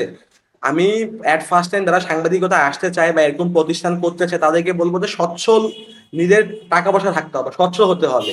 গরিব মানুষের ভাই সাংবাদিকতায় আসা যাবে না, একদম সাফ কথা ভাই। গরিবের জন্য সাংবাদিকতা প্রফেশন না। এই কারণেই গরিবের জন্য সাংবাদিকতা প্রফেশন না। আপনার সামনে যদি একটা বিত্তবান তার বাসার কাজের মহিলাকে ধর্ষণ করে, একে যদি আমি গরিব সাংবাদিক হয়ে সেখানে যাই, তখন আমার পেটে হচ্ছে ক্ষুধা। ওই বিত্তবান আমাকে 1,000 টাকা দিলে আমি আগে ওই সময় ইলিশ মাছ দিয়ে খাইতে চাবো, তখন ওই ধর্ষিকা মহিলার পক্ষে নিয়ে আমার কথা বলার কোনো সুযোগ নেই, ওই তরুণীর পক্ষ নিয়ে কথা বলার কোনো সুযোগ কিন্তু নেই। সাংবাদিকদের তো এরকম ঘটনা অহরহ, যে তারা দেখা গেছে যে ওইভাবে টাকা খেয়ে নিউজটাকে চাপায় দেয়, বা দেখা গেছে ওই নিউজটার করে এখন না। ভাই আমি তো সবার দায়িত্ব নিয়ে বসে নাই, আমি আমার দায়িত্ব নিয়ে বসতে। আর এই পৃথিবীতে 2-4 জন খারাপ থাকবে, আবার 2-4 জন ভালো থাকবে। কিন্তু আমি সবাই তো আপনার দিকেও এই ভাই সবাই আক্রোশ আমার, তুলে যে সবাই না আপনি এই ভাই, কাজটা ওই করেন। মানে আমার বিরুদ্ধে যারা বললো, ওই তো বললাম একের মোড়ের মালিক, আর ওদিকে হচ্ছে জুলেখা, এদিকে হাসেম, এরা বলে। আচ্ছা, যাই হোক, যে এটা যেটা বললেন যে এখন তো দেখা যাচ্ছে অহরহ এরকম পেজ ওপেন হচ্ছে, হ্যাঁ, বিভিন্ন নিউজ আসতেছে, বিভিন্ন দেখা গেছে যে জন সাংবাদিক হয়ে যাচ্ছে। তারপরে সবাই দেখা গেছে যে যখন দেখে একটা মিডিয়া মানে অনেক ভাইরাল হচ্ছে, বা দেখা যাচ্ছে তার নিউজটা মানুষ সবাই দেখতেছে, এইদিকে মানুষ ঝুঁকতেছে বেশি। মানে একটা ট্রেন্ডের মতো আমি বর্তমানে দেখতেছি যে এই জিনিসটা হয়ে গেছে। তো এই ব্যাপারে আপনি কি বলেন, যে যে কেউ এসে সাংবাদিকতায় ঢুকতেছে বা এরকম নিউজ এগোতেছে, এটা তো সবার জন্যই আচ্ছা, খারাপ। আমার কথা হচ্ছে যে যারা এখন সাংবাদিকতায় আসতে চায় সবার আগে তাদেরকে সচ্ছল পরিবার থেকে সাংবাদিকতায় আসা উচিত। আর অবশ্যই সে যদি ইন্টারমিডিয়েটেও পড়ে, সে যদি হচ্ছে যে অনার্সেও পড়ে, পড়াশোনার মধ্যে থাকা উচিত। মানে অন্তত পক্ষে সাংবাদিকতা করতে গেলে অনার্স কমপ্লিট হওয়া উচিত। এখন দেখা গেছে যে যদি আপনি না জানেন, যদি আপনি নিজে না জানেন, তাহলে আপনি একজন চিকিৎসকের ভুল চিকিৎসায় মৃত্যু, এই ভুল ধরবেন কি হবে? আপনি একজন ইঞ্জিনিয়ারের ভুল ধরবেন কি হবে? আপনি একজন শিক্ষকের ভুল ধরবেন কি হবে? আপনাকে, সাংবাদিকতা এমন একটা প্রফেশন, এখানে সব বিষয় সম্বন্ধে ন্যূনতম জ্ঞান কিন্তু রাখতে হবে, প্রাথমিক জ্ঞান কিন্তু রাখতে হবে। এই জ্ঞান না থাকলে আপনি মানুষের ভুল ধরতে পারবেন না, তখন আপনি রিপোর্ট করতে পারবেন না। ব্যাপারটা কি বুঝতে পারছেন? আর আপনি একটা কোশ্চেন করছেন যে নিউজ পোর্টাল গুলো তারা কিভাবে হচ্ছে যে, অনেকে এখন নিউজ পোর্টাল হ্যাঁ, খুলছে, বা অনেকেই নিউজ তারা পেপার কিভাবে করছে। করছে। সচ্ছল মানুষদের মিডিয়াতে আসা উচিত, ইনভেস্ট করা উচিত। যারা দেখা গেছে বড় বড় গ্রুপ, যারা তাদের করা উচিত। যেমন ডিআরবি এমন একটা প্রতিষ্ঠান, ডিআরবির কোনো, ডিআরবি ছাড়া অন্যরকম কোনো বড় বিজনেস নাই। এই কারণে দেখা গেছে যে আমাদেরকে কোনো বড় গ্রুপ নিয়ন্ত্রণ করে না, এই কারণে আমরা যাত্রার বিরুদ্ধেই খবর করতে পারি, ঠিক আছে। কারণ আমাদের উপরে যদি কোনো বড় গ্রুপের যদি আশীর্বাদ থাকতো, তাহলে কিন্তু আমরা বড় গ্রুপের বিরুদ্ধে খবর করতে পারতাম না। আমাদের উপরে কারো আশীর্বাদ নাই, এই আমার হাত এই আমার মাথার উপরেই আছে। আর কিন্তু আলটিমেটলি হচ্ছে যে আর কারো হাত নাই এখানে। উপর থেকে আমার হাতের উপরে আবার আল্লাহ আমার হাত দিয়ে রাখছে, এর বাইরে আর আমার মাথার উপর কারো হাত নাই। এখন আমার কথা হচ্ছে যে যারা আপনারা যারা নতুন আসতেছে বা নতুন যারা করতেছে নতুন তারা, যারা নিউজ পোর্টাল খুলে যাচ্ছে তাদেরকে বলবো যে হচ্ছে যে তাদেরকে সাংবাদিকদের পিছনে ইনভেস্ট করতে হবে, মানে যারা আসলেই সাংবাদিকতা করে, ঠিক আছে। একটা সাংবাদিকের ভাই, এই সাংবাদিকের চাওয়া পাওয়াটা কি আমি যদি আপনাকে বলি, একটা সাংবাদিক যদি মান্থলি যদি রংপুরের প্রেক্ষাপটে যদি 50,000 টাকা স্যালারি পায় বা 50,000 টাকা পার মান্থ ইনকাম করতে পারে, আমার মনে হয় না তার ঘুষ খাওয়ার দরকার আছে। একটা বিবাহিত সাংবাদিক আর কি। আর যারা এমনি তরুণরা রয়েছে তারা যদি 20,000 বা 25,000 টাকা পায়, আমার মনে হয় না তারা দরকার আছে। ভালো সাংবাদিকের আসলে এত টাকা দরকার হয় না। এই আমি যে আপনারা এখানে এসে বসে আছি, এই আমার পরনে এটাও স্পন্সর করা, এই গেঞ্জিটাও স্পন্সর করা, তার মানে কি আমার প্রচুর পরিমাণে আমার সময় খবর দেখে আমার জামা কাপড়টাও মানুষ স্পন্সর করতেছে। আপনি যদি পরিচিত হতে পারেন, তখন আপনার পায়ের জুতাও কিন্তু স্পন্সর আসবে। এটা সব থেকে সত্যি কথা, ঠিক আছে? ভয় ভীতি তো ভাই মানুষ দেখাইতেই পারে। এই যুগে ঘুষ না খেয়ে কোনো উপায় আছে? আপনি যদি ঘুষ না খান, আপনাকে মানুষ মেরে ফেলবে। কিছু কিছু জায়গায় আপনাকে ঘুষ থেকে জায়েজ করে দেওয়ার চেষ্টা করে ভাই। বড় বড় কোম্পানিরা বড় বড় জায়গায় আপনাকে মানে এমন, আপনাকে কি দায়েজ করে ঘুষ দেয় রংপুরটা বা এত বড় এরকম? কোম্পানি নাই ভাই, রংপুরটা কিসের নগরী? রংপুরটা যে হচ্ছে, ছোটখাটো কোম্পানি গুলোই আছে সেগুলো না না সেগুলোর ভাই, এদের মানে রংপুরে এরা তো ভাই মানে এদের যে মানসিকতা, গরিবের মতো মানসিকতা, 10-5 হাজার টাকার বেশি এরা দিকে চায় না। এই 5 হাজার টাকা নিবো, একদিন কল রেকর্ড বের হবে, ভিডিও বের হবে, আমার ক্যারিয়ার ধ্বংস। ওর থেকে তো আমার ফেসবুক থেকেই পার মান্থ 12 টাকা আসে, ওর থেকে তো আমার বিজ্ঞাপন থেকেই পার মান্থ 12 টাকা আসে, আমার তারপরে প্রমোশন থেকেই তো 12 টাকা আসে। এই টাকাতে তো কোনো আল্লাহর উপর থেকেও কোনো ক্ষতি নাই, আল্লাহ আমাকে এটা গোনা লিখবে না, আবার এই টাকা তো কোনো রিস্কও নাই। তো আমি কেন এই টাকা করবো না? এই জন্য আমি বলবো যে যারা সাংবাদিকতা নিউজ পোর্টাল নতুন খুলতে চান, তাদেরকে অবশ্যই টাকাওয়ালা হইতে হবে ভাই। গরিব মানুষের সাংবাদিকতা আসা যাবে না, মালিক পক্ষকে আচ্ছা, গরিব যাই হোক, আমরা অনেক ব্যাপারে কথা বললাম, রংপুর মেডিকেলও গেল, এই এই ব্যাপারগুলো গেল। তো এখন আসি স্টেশনের ব্যাপারে। স্টেশন নিয়েও তো আমাদের দেখা গেছে যে অনেক একটা বিভাগীয় শহর হিসাবে খারাপ অবস্থা। এরকম বিভাগীয় শহরে মনে হয় না আর কোনো বিভাগে স্টেশনটা এরকম আমি আছে। তো মানে রংপুর তো যে রেল এই স্টেশন, ব্যাপারে, হ্যাঁ, এই ব্যাপারে আপনি কতটা নিউজ করছিলেন বা কার কার মাধ্যমে আচ্ছা, জিনিসটাকে চাপ দেওয়ার ট্রাই রেল করছিলেন? রংপুর যে রেল স্টেশন, আমার দাদু যে স্টেশন রেখে গিয়েছিল, আমার বাবা যে স্টেশন দেখেছে, আর আমি সেই স্টেশন দেখে, আমার ছেলে মিগদাদ সাহার মিরান মিরান সেও 9 মাস বয়সে একই স্টেশন দেখতেছে। এই স্টেশনে কোনো উন্নয়ন হয় নাই। উন্নয়ন হয়নি কারণ ভাই আমাদের এইখানকার মধ্যে উন্নয়নমূলক কর্মকাণ্ড করার মতো মানুষ নাই ভাই। এখানকার এমপি যে, সে কোনো রংপুরে থাকে না, ও কি উন্নয়ন করবে? ও ও রংপুরের এমপি থাকে ঢাকার মধ্যে, আর আমাদের এখানকার মানুষজন সমালোচনা করে আমার। আরে ভাই, করতে হবে তার গঠনমূলক সমালোচনা, কারণ এমপি থাকে, আমি তো রংপুরে থাকি, তার তো এখানে থাকতে হবে। কিন্তু আমি তাকে তো সংসদে দিতে হয়। হ্যাঁ দেখা গেছে যে যারা এমপি এর আগে হ্যাঁ আসছিল বলছি যে তারা ম্যাক্সিমাম টাইম, অনেক সময় দেখা গেছে যে সংসদ অধিবেশনে ভাই, তাদেরকে সংসদ কি তিনশো পঁয়ষট্টি যোগ দিনের দিতে মধ্যে হয়। তিনশো এই পঁয়ষট্টি কারণে, দিনই হ্যাঁ। বসে নাকি? আর সংসদকে প্রত্যেক দিন বসে? আমাদের এই এলাকা যিনি এমপি হয়, উনি ভোট ছাড়া কতবার আসে রংপুরে আপনি বলেন আমাকে? তারপরে মানুষ কেন ভোট দিতেছে হ্যাঁ, তাহলে? মানুষ কেন আবেগ। ভোট দিতেছে? আমার দাদু বলে গিয়েছে ওখানে ভোট দিতে হবে, আমার নানু বলে গিয়েছে ওখানে ভোট দিতে হবে, আমার পাপা বলেছে ওখানে ভোট দিতে হবে। আবেগ, আবেগকে গতিবেগে রূপান্তর করেই হচ্ছে তরুণ নেতৃত্বে তোমরা ভোট দাও, দেখো পরিবর্তন হয়ে আসতেছে। আমরা তো জানি না, ওই বললাম দাদু বাবার তো কথা এই বাদ দিতে এমপির হবে। অনিয়ম গুলো নিয়ে দেখা গেছে যে কোনো কি আপনার প্রতিবেদন বা ওরকম কি ছিল যে এমপি আমাদের কাজ এখানকার করতেছে না এমপি তো ঠিকভাবে রংপুরে বা? থাকেই না, হ্যাঁ। আমাদের রংপুরের এমপি কে রংপুরে থাকেই না। আর এমপির ভাই অনিয়ম মানে এমপিরা এমন ভাবে জায়েজ করে খাইতে পারে, এগুলা আমাদের চোখে অনেক সময় নাও পড়তে পারে। আপনি ব্যাপারটা কি বুঝতে পারছেন? আপনি আমার রেল স্টেশনের দিকেই আসুন। রংপুর রেল স্টেশন একটা অবহেলিত রেল স্টেশন। এই রেল স্টেশনের আন্তনগর ট্রেন মানে হচ্ছে যে আপনার ঢাকা থেকে রংপুর বা রংপুর থেকে ঢাকা একটাই ট্রেন, আর কুড়িগ্রামের একটা ট্রেন আছে যে ওই ট্রেনটার কিছু সিট আমাদেরকে দেয়। কারণ ভাই এটা একটা বিভাগীয় শহর, আপনি আমার সব দিচ্ছেন, শুধু প্যান্টটা দেন না, তাহলে আমি ঘুরতে পারবো ভাই? আপনি এখানে চিন্তা করেন, আমার তো এখানে আর আমার এখানে কিছুই নাই, আবার প্যান্টটাও নাই, মানে আমার ট্রেনও নাই, আমার ভালো রেল স্টেশনও নাই। ব্যাপারটা বুঝেন ভাই?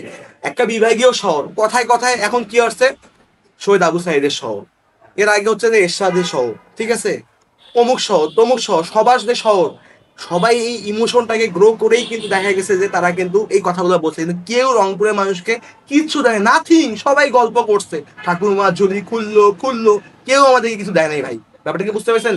এগুলো নিয়ে তো আপনার খুব বেশি একটা নিউজ দেখতে পাই না, আমার ভাই চোখে আসলে পড়ে হ্যাঁ, না এই এগুলো একটা নিয়ে। কথা বলেন, দেখেন ভাই, এগুলো আমার নিয়ে তো খুব বেশি সাংবাদিকতার একটা বয়স নিউজ তো দেখতে হচ্ছে যে পাই না, খুব হ্যাঁ। বেশি না, 5 ইয়ার্স বা 6 ইয়ার্স, মানে একদম মেন ট্রাকে একটানা সাংবাদিকতা। আমি এই রংপুর শহরটা কি নিয়ে করা, এই রংপুর শহরের বিজনেস কি কি জানেন ভাই? এক কোচিং বিজনেস, আর দুই হচ্ছে যে চিকিৎসালয় বিজনেস। এই রংপুর শহরে আর কোনো বিজনেস নাই, দুটোই ডিআরবি দের বিজনেস জন্য সেক্টর। কোচিং এর রেগুলার অ্যাড বেশি বেশি অবশ্যই দেয়। আমারে আপনি আমি তো আমাদের এখানে প্রচুর অ্যাড আছে, প্রচুর অ্যাড আছে জন্যই তো আমি আপনার সাথে এত কনফিডেন্স নিয়ে কথা বলতেছি। না হয়তো মালিক মামা আজকেও ফেসবুকে পোস্ট দিব মিমকে বয়কট করবো, টাকা খাইছে। অ্যাড আছে, আমি কারো টাকা খাই না, আমাকে কোম্পানি স্পন্সর করে, আমি নিউজ করি, বয়কট করলে করবে, তো কি হয়েছে ভাই?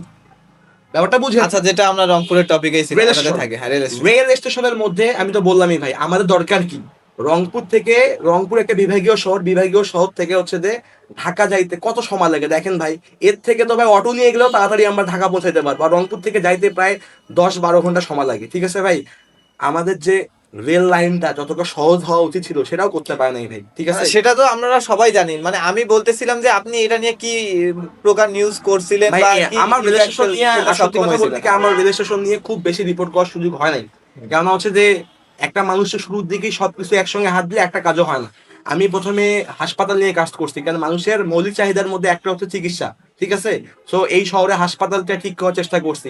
ঠিক করার চেষ্টা করার পর এই রংপুর মেডিকেল কলেজে মানে একজন সেনাবাহিনীর ব্রিগেডিয়ার জেনারেল, আমি যে বর্তমান সরকার যিনি প্রধান রয়েছেন, প্রধান উপদেষ্টা, তাকে যে কোশ্চেনটা করা হয়েছে না, যে আপনি শুনেন না যে রংপুর হবে 1 নাম্বার জেলা, ওই কোশ্চেনটা তো আমি করেছিলাম যে রংপুরের জন্য আপনি কি করবেন, ওই কোশ্চেনটা কিন্তু আমার করা। তখনই কিন্তু রংপুর মেডিকেল কলেজে যে একটা ব্রিগেডিয়ার জেনারেল দরকার, পরিচালক, আর্মি পরিচালক দরকার, এটাও তো আমার কোশ্চেন করা। আর মেডিকেল নিয়ে যে এই ধরনের কাজ তো আমার আগে থেকেই করা আছে। আমার মনে হয় যে সাধারণ মানুষ আমাকে উৎসাহ দিয়েছে, আমার খবরগুলো ভিউজ করেছে, মানুষজনের কাছে গিয়েছে, আমার অন্যান্য সহকর্মীরা ভালো রিপোর্ট করেছে, সবার একটা সম্মিলিত প্রচেষ্টায় মেডিকেলে যেমন হয়েছে। আমি রেল নিয়ে ওইভাবে কাজ করার সুযোগই পাই নাই। তবে হচ্ছে যে সুযোগ পাইনি মানে আসলে চেষ্টাটা ওইভাবে ছিল না। তবে আমার কাছে যদি আপনি জানতে চান যে কি দরকার ছিল, রংপুর থেকে, রংপুর একটা বিভাগীয় শহর, আমার দাদু যে স্টেশন দেখে গিয়েছে একটা পরিবর্তন দরকার ভাই। আমি তো ভাই তাকেই ভোট দিব ভাই, যে আমার স্টেশন চেঞ্জ করে দিবে, যে আমার সড়কের উন্নয়ন করবে, যে এখানে কলকারখানা করবে। আমার নানু ভাই কি বলে গেছে, এইটা শুনে যদি ভোট দেয় ভাই, তো উন্নয়ন হবে না ভাই। সব জায়গায় আমরা এখানে কি পারি, রংপুরের মানুষ আপনি জানেন, শুধু পারি কম্বলের ভিতর থেকে ফেসবুকের মধ্যে কমেন্ট করতে ভাই। কোন জায়গায় যে আমাদেরকে হচ্ছে যে কথা বলতে হবে, কার সমালোচনা করতে হবে, কাকে বয়কট করতে হবে, কাকে প্রেসার দিয়ে কার আদায় করে নিতে হবে, এইটা আমরা রংপুরের মানুষ ভাই জানি না। এই কাজে কিন্তু আমরা এটা তো জানতে সম্পূর্ণ পারবো বাংলাদেশের চিত্র, আমরা এটা দেখি যে সবাই তো না same ভাই। কি জিনিস বলেন ভাই, করতেছে। আপনার কত জায়গার উন্নয়ন হয়েছে ভাই, কি যে বলেন ভাই। তা উন্নয়নের দিকটা না, এই দেখা যাচ্ছে কমেন্ট করা বা দেখা যাচ্ছে বয়কট করা, এটা তো এদিকের মানুষ বাংলাদেশের, একটু হ্যাঁ। বেশি ভাই। এখন ভাই বেশি হবে না ভাই। আপনি সকালবেলা 30 টাকা আম্মুর কাছে নিয়ে বসে আছেন, 5 টাকার করে চা খাইলে ভাই কমেন্ট ছাড়া কি করবেন বলেন। পেঁয়াজি খাইতে হবে, ভালো খাবার খাইতে হবে, গান কলেজে বসে কেউ ভাই এগুলো কমেন্ট করে বলেন তো ভাই? এগুলো তো বসে করে না ভাই। 30 টাকা যার বাজেট সেটা এগুলোই কমেন্ট করবে, কেননা 30 টাকা যখন তার পকেটে থাকে তখন তো ভাই তার মাঝে একটা আচ্ছা, সবসময় আমরা একটা যেটা হতাশা ছিলাম কাজ আর কি, করে। হ্যাঁ, রংপুরের রাজনীতি নিয়ে আর কি। রংপুরের রাজনীতিটা মানে কি কারণে আসলে পরিবর্তন হচ্ছে না, বা সামনে আসলে পরিবর্তনের সুযোগ কতটুকু, এটা কি মনে হয়? আমার কাছে মনে হয় রংপুরের রাজনীতি কখনো পরিবর্তন হবে না, ঠিক আছে। এই কারণেই পরিবর্তন হবে না আমার কাছে মনে হয়, কেননা এখানে আমার দাদু আমার দেখা যাচ্ছে বাবাকে বলে গিয়েছে, বাবা আমার মাকে বলে গিয়েছে, মা আমাকে বলেছে, মানে ওই আমরা একটা ওই ট্রেন্ডে চলতেছি। মূলত রাজনীতির পরিবর্তন করতে গেলে স্থানীয় নেতৃত্বের দরকার, কিন্তু আমাদের এখানে যারা স্থানীয়রা, অনেকেই যারা রাজনীতি করেন, কাউকে কষ্ট দিয়ে বলছি না, বেশিরভাগই হচ্ছে চামচামি করে, মানে বাইরের লোকের পিছনে করে বাইক নিয়ে চালাবে, করে বাইক নিয়ে সারাদিন চালাবে। মানে এরা হচ্ছে যে বাইরের মানুষের পিছনে চামচামি করবে, মানে মিছিল করবে। রংপুরের কোনো শিক্ষিত ছেলে, রংপুরের কোনো শিক্ষিত আপু, বা রংপুরের কোনো শিক্ষিত ব্যবসায়ী বা কোনো তরুণ উদ্যোক্তা তাদের পিছনে সময় দিবে না। তারা দিবেই হচ্ছে যে বহিরাগতদের পিছনে। যেদিন রংপুরে স্থানীয় মানুষদেরকে এমপি নির্বাচন করা হবে, যে রংপুরে স্থানীয় মানুষ, যে রংপুরে ম্যাক্সিমাম সময় থাকে, যে রংপুরের সাধারণ মানুষের সাথে মেলামেশা করে, সেদিনই রংপুরের রাজনীতির পরিবর্তন হবে। এবং সেদিন রংপুরের মানুষ যে ফেসবুকে লেখালেখি করে না, আপনি শাহরিয়ার মিম মানে সাংবাদিক হিসেবে এটাতে কতটা ইম্প্যাক্ট ফেলতে পারেন, বা এই জিনিসটা তো যেহেতু আপনার কাছে মনে হইতেছে যে রাজনীতিটা রংপুরের ঠিক দিকে মানে কি যাচ্ছে না, আমার কাছে মানে নিউজ করে বা মানুষকে দেখা গেছে যে জিনিসটা জানায় যে এই জিনিসটা আমাদের দরকার, বা দেখা গেছে যে এই জিনিসটার পরিবর্তন দরকার, এই আসলে এই পরিবর্তনটা হবে, বা এই কারণে পরিবর্তনটা হচ্ছে না, এই জিনিসগুলোতে আপনার দেখেন ভাই, আপনার দিক থেকে আমি জানতে একজন চাচ্ছিলাম যে কি সাংবাদিক মনে হয়? হিসাবে আমি মানুষকে খবর দেখাইতে পারবো। হুম, আমি আসলে মানুষকে হচ্ছে যে কারো মানুষের ভুল দেখাইতে পারবো। হুম, এর বাইরে কিন্তু হচ্ছে যে আমি মানুষের মাঝে এই অ্যাওয়ারনেসটা দিতে পারবো। এই যে আমি কথাগুলো বলছি, এসব তো অনেক মানুষ শুনবে। হুম। এখান থেকে যদি মানুষের মনে এইটা চিন্তা হয় যে আসলেই তো তাই, যে এখানে স্থানীয় রাজনীতিবিদের অভাব, স্থানীয় সাংবাদিকের অভাব, স্থানীয় হচ্ছে যে সমাজসেবকের অভাব, এই জিনিসটা তৈরি করতে হবে। যারা স্থানীয় পর্যায়ে রয়েছে তাদেরকে সহযোগিতা করতে হবে, তাদের তাদের সমালোচনা কম করে তাদেরকে পরামর্শ দিতে হবে। আপনাকে একটা ছোট্ট কথা বলি ভাই, কেউ যখন আমারে পিছনে যে পরামর্শ দেয়, তখন আমার মনে হয় যে বাংলাদেশে 18 কোটি মানুষ থাকতে সে আমাকে পরামর্শ দিছে, তার মানে সে আমার ভালো চায়। কিন্তু যে আমার সামনে এসে পরামর্শ দেয়, তখন আমার মাঝে মাঝে মনে হয় কি ভাই জানেন, যে হচ্ছে যে সে মনে হয় আমরা পচাই দেওয়ার জন্য পরামর্শ দেয়। আর আমার মনে হয় পরামর্শটা পিছনে দিতে হবে। তখন মনে হবে এত কোটি মানুষ থাকতে আমারে পরামর্শ দিছে, এই লোক আমার ভালো চায়, না হলে তো আমাকে পরামর্শ দিকও না। অনেকে তো আমাকে সামনাসামনি পচানি দেয়, কমেন্টে পচানি দেয়, কিন্তু উনি তো আমাকে দিছে। আমি কিন্তু ভাই এরকম তরিকায় চলি, সব এক একজনের তরিকা এক এক রকম। তো আমি আবারও বলছি, রংপুরের রাজনীতিতে তখনই পরিবর্তন হবে যখন স্থানীয় নেতৃত্ব তৈরি হবে। যতদিন না রংপুরের স্থানীয় ছেলেরা বহিরাগতদের পিছনে বাইক নিয়ে টুক করা বন্ধ করবে, ততদিন না এই অঞ্চলের রাজনীতির পরিবর্তন হবে না। আর চাঁদাবাজি বা দুর্নীতির ব্যাপারে যে জিনিসগুলো থাকে মানে এটা তো এখন বেশি শোনা যায় যে চাঁদাবাজি বা দেখা গেছে যে দখলদারি এগুলো অনেক বেশি বেড়ে গেছে, তো এই ব্যাপারে তো অবশ্যই সাংবাদিকদের একটা বড় ভূমিকা অবশ্যই আছে। অবশ্যই তো সেক্ষেত্রে সাংবাদিকদের আপনি কি ধরনের ভূমিকা পালন করছেন? প্রথম বা কথা আমরা তো হচ্ছে যে ওরকম ভাই আপনাকে চোখে একটা পড়ে কথা না। বলি, হ্যাঁ, হ্যাঁ। এই আপনার এই অনুষ্ঠানের মধ্য দিয়ে আশা করি সবাই অনেক বুঝতে পারবে। আচ্ছা ভাই, একটা জিনিস দেখেন তো, আমি যদি অকাম না করি আমি চাঁদা দিব মানুষকে? আমি যদি অকাম না করি আমি চাঁদা দিব? যারা চাঁদা দেয় ভাই তারা হচ্ছে বড়, তারাও অকাম করে ভাই, সিরিয়াসলি ভাই। যেই হাসপাতালের লাইসেন্স নাই সে তো সাংবাদিককে ঘুষ দিবে, সে কেউ রাজনীতিবিদ, বিপদগামী সাংবাদিক, বিপদগামী রাজনীতিবিদ, বিপদগামী ছেলে পেয়েদেরকে টাকা দিবে। যার লাইসেন্স আছে, যার সবকিছু ঠিকঠাক আছে, তা সে কি আপনারা টাকা দিবে? আপনারা সেই টাকাটা নিবেন কেন? সাংবাদিকরা কেন সেই টাকাটা নিবে? আপনারা নিউজটাকে প্রকাশ করেন যে এই জিনিসটা এরকম ঘটতেছে বা এখানে ভাই লেনদেন আমি তো হচ্ছে আমার জায়গা থেকে এখানে। নেই না, আমি তো বারবারই বলেছি, নাহলে তো এই কথাগুলো বলতে পারতাম না, তাই না? এটা কথাবার্তার কিন্তু মাঝে কিন্তু আছে। দেখা গেছে যে তারপরে তো ওরকম ভাবে কি আমরা নিউজগুলো তো সামনে পাই না যে এখানে চাঁদাবাজি ব্যাপকভাবে হচ্ছে বা এখানে অনিয়ম হচ্ছে, এরকম তো ঘটনা কিন্তু সব জায়গায়, এটা পুরো এক্স্যাক্টলি তাই। বাংলাদেশের। খুব হ্যাঁ। সুন্দর এক কোশ্চেন করছেন, এর উত্তর হচ্ছে যে হ্যাঁ। এখানকার মানুষজনরা আমারে রাতের বেলা মোবাইল দিয়ে বলে কি, ভাই আমার কাছে চাঁদা চাইছে, কে চাইছে? রহিম চাচা। হুম। ভাই আমি সাংবাদিক হিসেবে তো আমার খবরটাকে প্রেজেন্ট করতে হবে না? মাইক্রোফোনটা সামনে ধরলেই, ভাই নাম কিন্তু বলতে পারবো না ভাই, আপনি কয়া দেন, মানে চাঁদা চাইছে ওর কাছে আর কয়া দিব আমি, প্রমাণ ছাড়া আমি একটা নিউজ করবো, পরে আবার সে আমার নামে মামলা দিয়ে আমার বেজ্জতি করবে। কিছুক্ষণ পরে একটা গ্রুপ থেকে পোস্ট আসবে, মিমের কাছে টাকা না পেয়ে আমার খবর করছে। মানুষ যেদিন না ভাই সৎ সাহস দিয়ে, মানুষকে ভাই সবার আগে মানুষকেও সৎ হইতে হবে ভাই, শুধু আমার রাজনীতি। কাছে এরকমও মানুষ বলছে যে মিম দুই পক্ষের টাকা খেয়ে মামলাটাকে ডিসমিস করে। আমি আগেও বলেছি, আবারও বলছি, আমি কোনো অসহায় মানুষ, কোনো গরিব মানুষ, এই ধরনের মানুষের কাছ থেকে আমি কোনো নিউজের বিনিময়ে কখনো টাকা নেই না। ইভেন কোনো বড়লোক মানুষের কাছেও নিউজ পারপাসে টাকা নেই না। আমি যে টাকাটা নেই সেটা হচ্ছে প্রমোশন পারপাসে। আপনি দেখেন এই রংপুরে অনেক বড় বড় এখন আস্তে আস্তে বিজনেস ক্রিয়েট হচ্ছে। এরা যে রংপুরে তো তাদেরকেই বিজ্ঞাপন দিবে যাদের ভিউয়ার্স বেশি, ঠিক আছে, যাদেরকে মানুষ খোঁজে বেশি। আপনি দেখেন রংপুরে এতগুলো ঢাকার ব্রাঞ্চ সব আসছে, সব বিজ্ঞাপন কিন্তু ডিআরবিতেই আছে। তো একটা মানুষ যদি হালাল ভাবে রংপুরের প্রেক্ষাপটে যদি মাসে যদি 3 ডিজিটের মনে করেন যে টাকা আর্নিং করে, তো এইখানে আপনি কেন ভাই ঘুষ নিবেন মানুষের কাছে টাকা? আসলে ভাই এইখানে সাংবাদিক, পুলিশ, আইনজীবী, রাজনীতিবিদ এদের বিরুদ্ধে একটা কমন একটা অভিযোগ ভাই, যে ভাই এরা টাকা নিছে। শুধু এই কারণে ভাই, এখন তো আমি এইটা দেখতে পাচ্ছি, একজনের গার্লফ্রেন্ড চলে গেছে, সেও মিমকে বয়কট করতেছে, ডিএলবি কে বয়কট করতেছে। একজনের বউয়ের বাচ্চা হচ্ছে না, সেখানে নাকি আমার দোষ। ব্যাপারটা হয়ে গেছে কি ভাই জানেন, একগুলা মানুষ চাচ্ছে যে মিমকে হচ্ছে যে দমানো কেমনে যায়, ডিআরবি নিউজকে কেমনে দমানো যায়। এইটার কারণটা হইতে পারে না যে মিমের অনেক বেশি অহংকার, বা মিম আচ্ছা সবসময় পলিটিক্যাল একটা সাপোর্টে চলে, বা দেখা গেছে যে একটা বড় কোনো পলিটিক্যাল পার্টি তাকে সাপোর্ট দিয়ে রাখে, এই ধরনের ব্যাপারগুলো কি আসে না? বা আপনি যে কিছুক্ষণ আগে বললেন যে চামচামি করে বাইকের পিছনে হ্যাঁ মানে তো হ্যাঁ, ব্যাপারটা কি আপনার ক্ষেত্রেও সেম না যে আপনি আপনি আপনি কোনো পলিটিক্যাল পার্টির পাওয়ারে বা এরকম চলতেছেন, এই ব্যাপারটা কি আপনার ক্ষেত্রে প্রযোজ্য না? আচ্ছা ভাই আপনাকে একটা কথা বলি, আমার মোট বয়সের 17 বছর ধরে একটা দল ক্ষমতায় ছিল। হুম। তো ওই সময় তো একটা দল ক্ষমতায় ছিল, তো আমরা যখন সাংবাদিকতায় আসি তা ওই দলটাকে আবার 4-5 বছর পেয়েছি।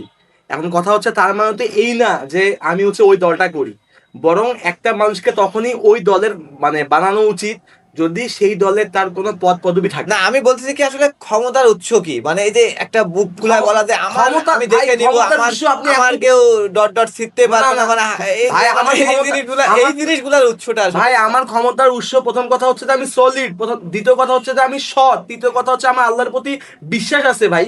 মানে আমি সৎ, আমার কেউ কিছু শিখতে পারবে না। আমি যদি কারো টাকা না খাই, আমি যদি কাউকে ব্লেমিং না দিই, তাহলে আমার কে কি কিছু করতে পারবে? কেউ কিছু তো করতে পারে নাই, আগামীও তো ইনশাল্লাহ পারবে না। তাহলে আপনি যে দুই পক্ষের টাকা খান এটা কি ফেক? ভাই আমার বিরুদ্ধে এরকম 1,000 অভিযোগ আছে, সেখানে লাস্ট 1 বছরে আমি দেখতে পাচ্ছি যে আমার বিরুদ্ধে এই ধরনের অভিযোগ ভাই, ঠিক আছে। আগে কিন্তু এই অভিযোগগুলো ছিল না।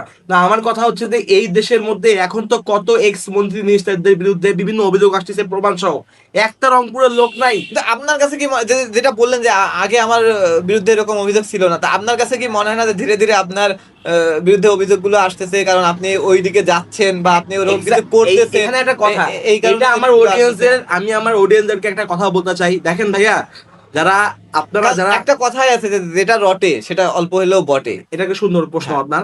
আমি আমার অডিয়েন্সদেরকে একটা কোশ্চেন, আমি তাদেরকে সরি, আমি আমার অডিয়েন্সদেরকে একটা বিষয়, একটা স্পষ্ট মেসেজ দিতে চাই ভাই। দেখেন ভাই, আমার যদি কখনো আপনারা কোনো অন্যায় পান, যদি কোনো প্রমাণ পান, আপনারা আমার আসলেই বয়কট করবেন। এই শহরে আরো অনেক প্রতিষ্ঠান আছে, তাদেরকে সহযোগিতা করবেন, এখনো করবেন তাদেরকে। কিন্তু যদি আপনার প্রমাণ না থাকে, মানুষের মৌখিক কথার উপর ভিত্তি করে যদি আপনারা আমরা বয়কট করেন, একটা হয় কি যে মানসিক ভালো কাজ করার আগ্রহ হারিয়ে ফেলি। মানে একটা সময় আমি প্রচুর পরিমাণে মানুষের চ্যারিটি মূলক কাজ করতাম, আমি এখন করি না। আরে ভাই এখানেও মানুষ বলে কি জানেন, টাকা মনে হয় ওখানে খাবে। তো আমি ভাই আমি নিজে কাজ কইরা মানুষের উপকার করেও যদি আমি পেইন নেই, তাহলে তো আমার ওই কাজ করতে মন চায় না। ভালো কাজ করতে গেলে অনুপ্রেরণা দরকার হয়। আমাদের এই অঞ্চলে না অনুপ্রেরণা দেওয়ার মানুষের সংখ্যা খুবই কম, এখানে চুলকানির সংখ্যা সব থেকে বেশি। এই কারণে আমি বারবারই একটা কথা বলতে চাচ্ছি, যারা আমার বিরুদ্ধে, আমার প্রতিষ্ঠানের বিরুদ্ধে একটা অথেন্টিক আপনারা হচ্ছে যে প্রমাণ পান যে হচ্ছে যে কারো কাছে টাকা দেওয়া, কাউকে ব্লেমিং করা হুদাই, আপনারা আমাদের বিরুদ্ধে লিগাল অ্যাকশন নিন। না ফেসবুকে এগুলো বয়কট ময়কট করে হবে ভাই, এটা তো হবে না। আচ্ছা আপনারা একজনকে আচ্ছা দেখতে হবে। ঠিক আছে, আপনার কাছে এখন কি মনে হয় যে রংপুরের উন্নয়নের আসলে কি কি মানে জিনিসটা ঘাটতি, বা এতগুলো নিউজ করছেন যে সেই দিক থেকে আসলে কোন জিনিসটা বেশি ইম্পর্টেন্ট মনে হয়?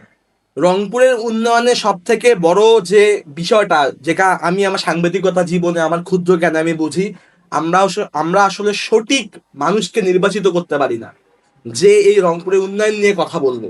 আমাদের প্রথম সমস্যাটা হচ্ছে এই অঞ্চলের ভোটারদের কাকে নির্বাচিত করতে হবে। যদি আমরা সঠিক মানুষকে নির্বাচিত করতে পারতাম, তাহলে না আমাদের কথাটা হবে। আমি ডিআইবি চালাই, আমি ওই ডিআইবি টিম লিডার, আমি যদি এলোমেলো হয়ে যাই তাহলে তো ডিআইবি চলবে না। তো রংপুরের যে অভিভাবক হবে, তাকে তো সঠিক অভিভাবক নির্বাচিত করতে হবে। একা সবার আগে সঠিক অভিভাবক নির্বাচিত করতে হবে। আমি সবাইকে বলবো যে যারা রংপুরকে সময় দেয়, যারা রংপুরকে নিয়ে ভাবে, যারা তরুণদেরকে নিয়ে ভাবে, যারা সিনিয়রদেরকে নিয়ে ভাবে, যারা কর্মসংস্থান নিয়ে ভাবে, যারা ব্যবসা প্রতিষ্ঠান নিয়ে ভাবে, ইত্যাদি এক্স ওয়াই জেড, আপনারা ভাই তাদেরকে একটা আবার সুযোগ দেন, দেখবেন যে হচ্ছে যে তারা পরিবর্তন করে দিছে ভাই। এই আমি বারবারই বলতেছি ভাই, বিশ্বাস করেন ভাই, রংপুরের উন্নয়ন শুধুমাত্র এই জন্যই হয় নাই, এই দাদু, বাবা, মা, তার সন্তান আমি, মানে এই যে চর্চা, ভাই পরিবর্তন ঘটতে পারে। পরিবর্তন ঘটাইতে এই দেশে এত বড় একটা পরিবর্তন হবে কেউ বুঝতে পারছিল? ভাই দেখেন, আল্লাহ নির্দিষ্ট সময়ে একটা প্রত্যেকটা কিছুর একটা কিন্তু সুরাহা করে দেয়। তো এই রংপুরেরও পরিবর্তন হবে। এই পরিবর্তন করতে গেলে রংপুরের তরুণ সমাজকে, রংপুরের যুব সমাজকে, রংপুরের স্থানীয়দেরকে জেগে উঠতে হবে। তাদেরকে স্থানীয় নেতৃত্বের মধ্যে তাদেরকে কিন্তু ভোট প্রয়োগ করতে হবে ভাই। আচ্ছা সেটা ঠিক আছে, ভোটের ব্যাপারটা বললেন, তো তরুণদের কথা আপনি বললেন যে তরুণদেরকে জেগে উঠতে হবে। তো রংপুরের তরুণরা তো জেগে উঠছে, কিন্তু সেটা তো দেখা যাচ্ছে যে মাদক, তারপরে দেখা গেছে যে জুয়া খেলা। আমাদের তরুণরা কম্বল খুলে জেগে উঠলে তো হবে না ভাই। এখানে তরুণদেরকে যেটা করতে হবে ভাই, নিজের স্কিল ডেভেলপ করতে হবে। আমার কথা হচ্ছে, আমি তরুণদেরকে ভাই একটা সাফ কথা বলি ভাই, তোমার আমার বয়সের খুব বেশি ইয়া নাই ভাই। আমার বয়স, তোমার বয়স হয়তো 4-5 বছরের ছোট বা বড় হব। তুমি ভাই নাপিত হইতে চাও, একটা ভালো ব্লেড কেনো, একটা খুর কেনো, এই শহরে সব থেকে বড় নাউয়া তোমাকে হইতে হবে। মানে এরকম তোমার এমবিশন থাকতে হবে ভাই।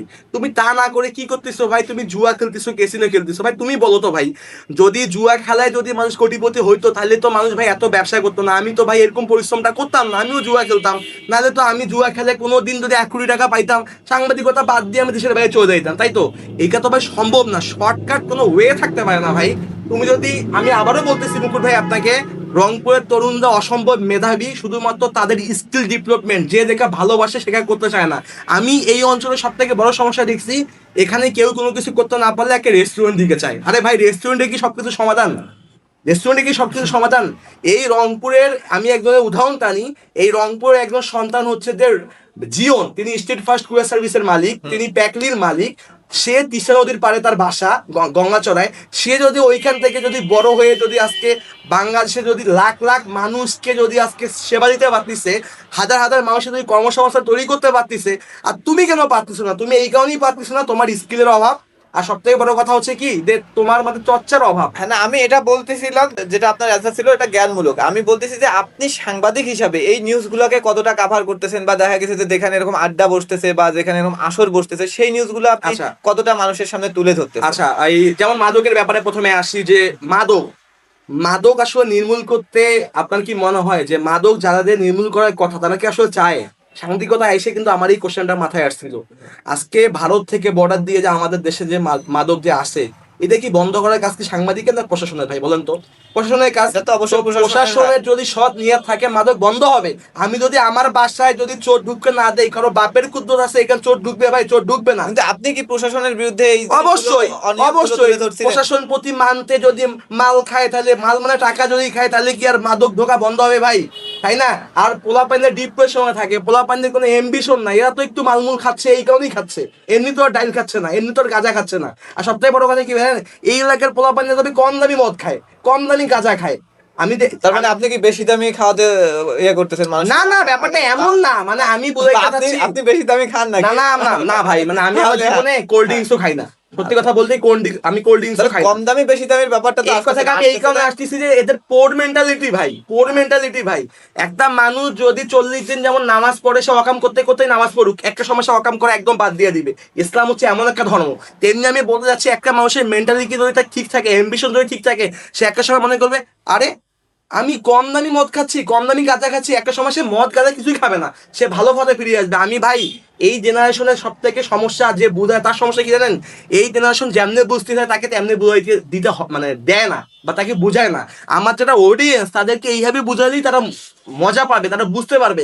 এইখানে আমি মাথায় যদি এখন খুব সুন্দরভাবে এইভাবে বসি, এইভাবে কথা বলি, ভাইয়া দেখো এইভাবে চা বিড়ি খাওয়া ঠিক না, তোমাকে এইভাবে কথা বললে হবে না ভাই। তাকে বলতে হবে তুমি ডিপ্রেশনে আসো। ভাই কেন ডিপ্রেশনে আসো? আমার ভাই বান্ধবী ব্রেকআপ করছে, আমার গার্লফ্রেন্ড ব্রেকআপ করছে। আরে ভাই তোমার গার্লফ্রেন্ড ব্রেকআপ করতে থাকে শর্ট, তুমি এমন জীবনে কিছু হয়ে দেখো, এরকম কত গার্লফ্রেন্ড আসবে এখন ভাই, এটা কোনো ব্যাপার নাকি ভাই? আমার কথা হচ্ছে যে আপনি আবারও আমি মাদকে চলে যাচ্ছি।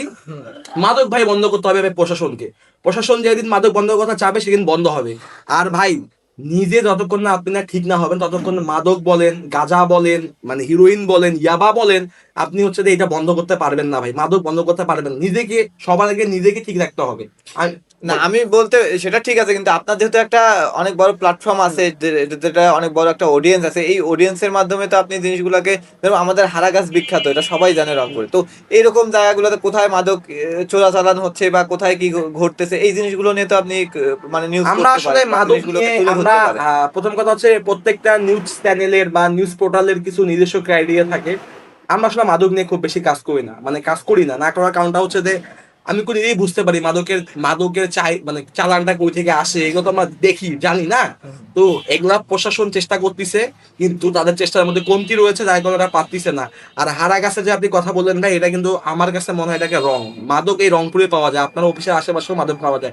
টাকা দিলে সব জায়গায় পাওয়া যায় ভাই, এটা শুধু হারাগাছকে ব্লেম দিলে হবে না। টাকা থাকলে যে মাদক খাইতে চায় সব জায়গায় পাওয়া যায়। প্রশাসনকে এমন স্ট্রিক হইতে হবে মাদকের যেন ফাঁকা বোতলও পাওয়া না যায়। যেদিন প্রশাসন এমন স্ট্রিক হবে, প্রশাসন আজকে মনে করেন সাপোজ ভাই একটা সিনেমা দেখছেন না, যে আমি নামটা ভুলে গেছি, মনে করেন সাপোজ আমার যদি বলা হয় যে মিম তোমাকে আমি 2 দিনের জন্য হচ্ছে যে দায়িত্ব দিলাম এই মাদক, আমি 2 দিন আপনি মাদকের লেভেলও খুঁজে পাবেন না রংপুরে, আমি এমন অবস্থা করে দেবো। তার মানে কি সৎ অভাব। এখন আমি সাংবাদিকতা করি, আমার কাজ মানুষের খবর দেখানো। আজকে ইয়াবা খেতে গিয়ে 2 জন কট হয়ে গেছে, মানে গ্রেফতার হয়ে গেছে, আমি আপনাকে এই খবর দিতে পারি। আজকে আজকে গাঁজা পরিবহন করতে যে এক মহিলা আটক হয়েছে, আমি আপনাকে এই খবর দিতে পারি।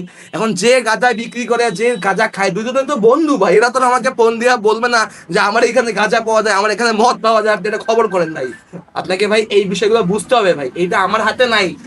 মানুষের একটা ধারণা সাংবাদিক চাইলে সবকিছু করতে পারে, সাংবাদিকের কাজ থাকে এই যে, তো পাবলিক জানে না সাংবাদিকের কাজ হচ্ছে যে দেখায় দেওয়া। মানে মুকুট ভাইয়ের এই স্টুডিওর মধ্যে এখন ইয়াবা পাওয়া যাচ্ছে, আমি এটা বলতে পারি, অভিযোগ আছে। And পুলিশ যদি না আসে এখানে, আইন শৃঙ্খলা বাহিনী যদি এখানে না আসে, এটা তো ভাই আমার কাজ না ভাই, আমার কাছে দেখানো ভাই, আমার তো কাছে। এই ধরনের হয়রানিমূলক কাজও আপনি করেন নাকি? যে এই ধরেন এরকম কারোর প্রতি আপনার একটা শত্রুতা বা দেখা গেছে যে কারোর প্রতি আপনার একটা হিংসা, সেই থেকে আপনি এরকম বলে দিলেন যে আমাকে এখনই যেটা বলেন যে এখানে ইয়াবা পাওয়া যায় বা এই অফিসে ইয়াবা আছে, এই ধরনের কোন প্রকার আচ্ছা আমি হয়রানিমূলক যদি ভাই অভিযোগও তো আছে আপনার আচ্ছা, এরকম? হ্যাঁ ভাই কথা বলে একটা, প্রথম কথা হচ্ছে আমি যদি ভাই এমন ছেলে হইতাম, হুম আপনি নিশ্চয়ই দেখছেন যে লাস্ট কয়েক মাসে আমার বিরুদ্ধে ফেসবুকে কত লেখালেখি হচ্ছে। হুম এই মানুষগুলো সবাই বাসায় আছে না, এদের ফেসবুকে দেখবেন প্রোফাইল পিকচারে আমার লাভ দিয়ে দেওয়া আছে। আমার যদি এমন যদি ইচ্ছা থাকতো আমি তো এমন করতে পারতাম না। প্রথম কথা হচ্ছে ভাই আমরা কিসের জন্য যুদ্ধ করছি? স্বাধীনতার জন্য। মানে তুমি যদি আমার গালি না মারতে পারো, তাহলে আবার তুমি কিসের স্বাধীন? বাক স্বাধীনতা থাকতে হবে না? আমি তোমার বিরুদ্ধে বলবো, তুমি আমার বিরুদ্ধে বলবা, মানে যেই কথাটার মধ্যে প্রমাণ থাকবে সে হচ্ছে যে ধরা খাবে। ব্যাপারটা আপনি বুঝেন। আমারে নিয়ে ভাই আপনি গালি মারেন, আপনি আমারে সমালোচনা করেন, এটাকে আমি আশীর্বাদ হিসাবে নিব ভাই। কেননা বিশ্বাস করেন ভাই, আমি একটা ছোট্ট গল্প শেয়ার করি। আমি এসএসসিতে ভাই ম্যাথের জন্য A+ পাই নাই। ওই সময় আমার বাপ মা যদি আরেকটু ঠিক মতো গালি মারতো, স্যাররা যদি একটু মাইরটা মারতো, আমি A+টা পাইতে পারতাম, ঠিক আছে? আমার না ভাই কেউ গালি না মারলে, আমার এই কেউ সমালোচনা না করলে ভাই আমার ভালো কাজ করতে মনেই চায় না। আমি লাস্ট কয়েক মাসে ভালো কোনো কাজ করতে পারি নাই, কেমন হচ্ছে যে আমি অনেকদিন ধরে খুব প্রশংসা পাচ্ছিলাম। এত প্রশংসা পাচ্ছিলাম, গণ অভ্যুত্থানের সময় আমরা নিয়ে নাকি সবাইকে মিছিল দিল। এই দেখেন আমার মাঝে যে এইভাবে করা ঠিক না। মহান আল্লাহ পাক যে মানুষকে যে অহংকার করে, আমার মনে মনে একটু অহংকার ঢুকে দেওয়ার চেষ্টা করা উচিত। তো আমার কাছে মনে হয় কি ভাই জানেন, আপনি আমার সমালোচনা করবেন, আপনি আমাকে গঠনমূলক পরামর্শ দিবেন, তাহলে এটা ভালো, কিন্তু ভাই অযাচিত কোনো কিছু করা ভালো না। আচ্ছা, জুলাইয়ের পরের প্রেক্ষাপটটা তো পুরো বাংলাদেশেরই ভিন্ন। তো রংপুরের ক্ষেত্রে কি মনে হয় যে রংপুরের ক্ষেত্রে জুলাইয়ের পরে এরকম কোনো ঠিক ছিল না, এখন ঠিক হয়ে গেছে? সেটা সব ক্ষেত্রে হতে পারে, পলিটিক্যাল হোক বা দেখা গেছে উন্নয়ন ক্ষেত্রে হোক। জুলাই গণ অভ্যুত্থানের একজন সম্মুখ সারি সাংবাদিক হিসাবে আমি বলবো, আসলে আমি কোনো যোদ্ধা না। প্রথম কথা হচ্ছে আমি তো ভাই যুদ্ধ করে নাই, আমি আমার কাজটাই করছি। এটা যে কোনো সরকার আমলে আমি আমার কাজ করব, তাই না? তো আমি হচ্ছে যে বলতে চাচ্ছি যে জুলাই গণ অভ্যুত্থানের পরে শুধুমাত্র মানুষের একটা জিনিসেই পরিবর্তন হয়েছে, সেটা হচ্ছে যে মানুষের মধ্যে বাক স্বাধীনতা ফিরে আসছে। মানুষ হচ্ছে যে ঠিকভাবে বলতে পারে, বলতে পারে এই জন্য মিমকে বেশি গালি আপনার দেয়। নামে বলতে পারতেছে, আমার নামে বলতে পারছে, তাছাড়া কোনো জায়গায় আমি তেমন কোনো পরিবর্তন দেখি না। ঠিক আছে ভাই, আপনাকে একটা কথা বলি, যে ক্ষমতাসীন দল, এক্স ক্ষমতাসীন দল, তারা সব সময় মুক্তিযুদ্ধকে সামনে রেখে তারা তাদের রাজনীতিটা করছে, ঠিক আছে? হুম। আর এখন যারা, এরা আবার সবসময় দেখা গেছে যে কোথাও জুলাইকে কোথাও সামনে যারা হচ্ছে যে শহীদ হয়েছে তাদের নামটা ধরে ভালো কাজটাও করতেছে, খারাপ কাজটাও করতেছে। খুব বেশি তো ভাই পরিবর্তন হলো না।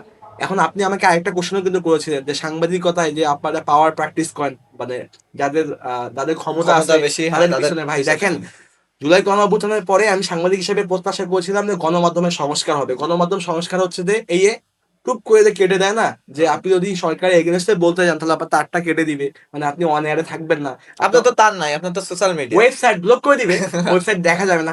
এই যে গণমাধ্যম সংস্কার কমিশন যদি এটা করতে পারতো, তাহলে সাংবাদিকতা ন্যূনতম এইচএসসি পাস করা মানুষের আসুক, ন্যূনতম। অনেকেই আছে যে এটা নিয়ে তারা করে খাচ্ছে, এবং তাদেরকে আমি ছোট করতে যাচ্ছি না, তারাও করে খাবে, ঠিক আছে? ন্যূনতম গণমাধ্যমটাকে একদম স্বাধীন করে দিত, যে ভাই আপনারা হচ্ছে যে যারই পক্ষ অন্যায় দেখবেন আপনারা খবর করবেন। আপনাদেরকে যদি কেউ মারধর করতে আসে তাহলে সেক্ষেত্রে কি হবে, যে হচ্ছে যে আপনার অফিসে আপনি প্রোটেকশন পাবেন, আপনাকে আইনশৃঙ্খলা বাহিনী দেওয়া হবে। আমারে যদি এই নিরাপত্তাটা দেওয়া হয়, আমি রংপুর শহরে আগামী এক সপ্তাহের মধ্যে এমন 10টা রিপোর্ট অন এয়ার করবো, মানুষজন রাতে ঘুমাইতে পারবে না ভাই, বুঝছেন? যারা যারা দুর্নীতিগ্রস্ত মানুষ রাতে ঘুমাইতে পারবে না। ভাই আমারও তো পরিবার আছে, তাই না ভাই? আমার তো পরিবারের নিশ্চিত করতে হবে। আমি কেন কার জন্য রিস্ক নিব? যে জনগণের জন্য রিস্ক নেই তারাও মাঝে মাঝে বয়কট করে। আবার দেখা যাচ্ছে যাদের জন্য আমি কাজটা করবো আমি তাদের উপকারের জন্যই করি। কথাটা ভাই আপনি বোঝার চেষ্টা করেন ভাই। গণ অভ্যুত্থানের পরে কিছু মানুষের পকেটের পরিবর্তন হয়েছে, নোকিয়ার জায়গায় আইফোন এসেছে। কিছু আপনার পকেটে মানুষের, আসে নাই? হ্যাঁ, আপনার আমি তো পকেটে? আগে থেকে আইফোন চালাই ও ভাই। আচ্ছা। এমন তো এমন তো কিছু না। আমি তো আপনি আমার এটা বলেন যে ভাই গণ অভ্যুত্থানের পরে আপনার কাছে একটা নতুন ফোন পাচ্ছি, এই কোশ্চেনটা তাকে করা উচিত যার হঠাৎ করে পরিবর্তন হচ্ছে। আমি আগেও ভাই এমন ছিলাম, আমি এখনো এমন আছি ভাই। বরং বয়সের সাথে সাথে মানুষের পরিবর্তন করা উচিত। বরং আমি এরকম পরিবর্তন থেকে একটা ভয়ে গাড়ি কিনতে পারতিস না ভাই। আমার আচ্ছা, এই গাড়ির ব্যাপারে একটা একটু আমি আটকাই দিলাম, হ্যাঁ। হ্যাঁ। যে ম্যাক্সিমাম সাংবাদিকদের বাইকের পিছনে দেখা যায় যে নাম্বার প্লেট থাকে না, হুম। সাংবাদিক লিখে রাখে। হুম। এই সেম জিনিসটা কিন্তু আমি আপনার বাইকের পিছনে হ্যাঁ দেখতে ভাই, পাইছি, হ্যাঁ। এটা এইটা হ্যাঁ এইটা কি একটা মানে এটা তো অবশ্যই ঠিক না। আমি আপনাকে একটা কথা মানে বলি ভাই, প্রথম ঠিকের কথা মধ্যে হচ্ছে যে পড়ে কি না, হ্যাঁ হ্যাঁ। এটা বলি ভাই, হ্যাঁ। আপনি আমার এখানে দেখছেন, বাট এই মুহূর্তে দেখেন আমাকে নিয়ে একটা গ্রুপের মধ্যে এমন একটা পোস্ট দেওয়া হয়েছিল আমার বাইকের মধ্যে নাম্বার নাই, ঠিক আছে ভাই? তো আমি ওইটা পজিটিভ ভাবে নিচ্ছি, নিয়ে হচ্ছে যে আমি বিআরটিও অফিসে যে আমি আমার গাড়ির নাম্বারটা করতে দিয়েছি, কারণ আমি মানুষের যদি ভুল ধরি তাহলে নিশ্চয়ই আমারটা ঠিক রাখতে হবে। আমার কাছে এই একটা ভুল ছাড়া আমার কাছে কিছু ছিল না।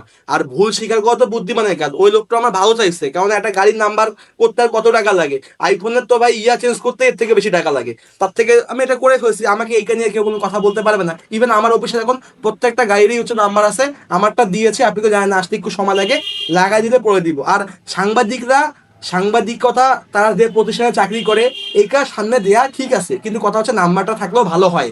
আমাদের দেশে হয় কি ভাই? নাম্বার প্লেট তো দেখা গেছে সবাইরই থাকে। হ্যাঁ, নাম্বার প্লেটের মধ্যে তো আসলে সামনের সামনে ব্যাপারটা আমি হ্যাঁ, বলতেছি না, হ্যাঁ।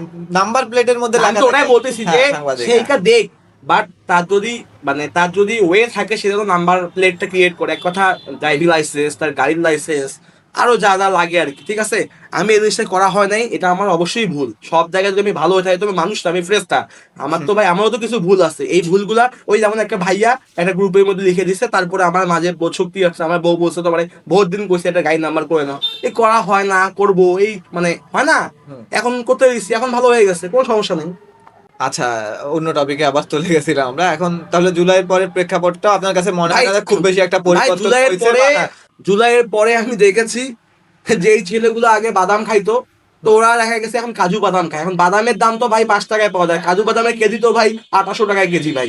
মানুষের খাবার নিয়ে আমি খোটা দিকে যাচ্ছি না, আমার কথা হচ্ছে যে ভাই একটা খুবই ছোট্ট ছেলে, হুম। মানে খুবই বয়সে সে কম, তার তো এটা তার ওখানে মানানসই না, সে এটা করেছে। আবার শুধু ওরা কেন, বিভিন্ন রাজনৈতিক দলের মানুষও এটা করেছে।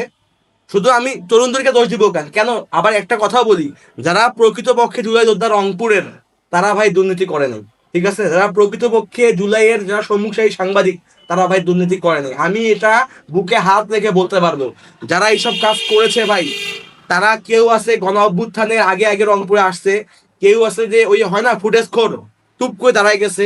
এখন এইগুলাকে এরা ইয়া করে বিভিন্ন জায়গা থেকে ভাই, আপনাকে ভাই একটা উদাহরণ বলি ভাই, আপনি বলেন তো ভাই, আমাদের দেশে একটা ব্যাপার ছিল যে মুক্তিযুদ্ধ কোঠা নিয়েই তো এই আন্দোলনটা শুরু হয়েছিল, তাই না? হুম।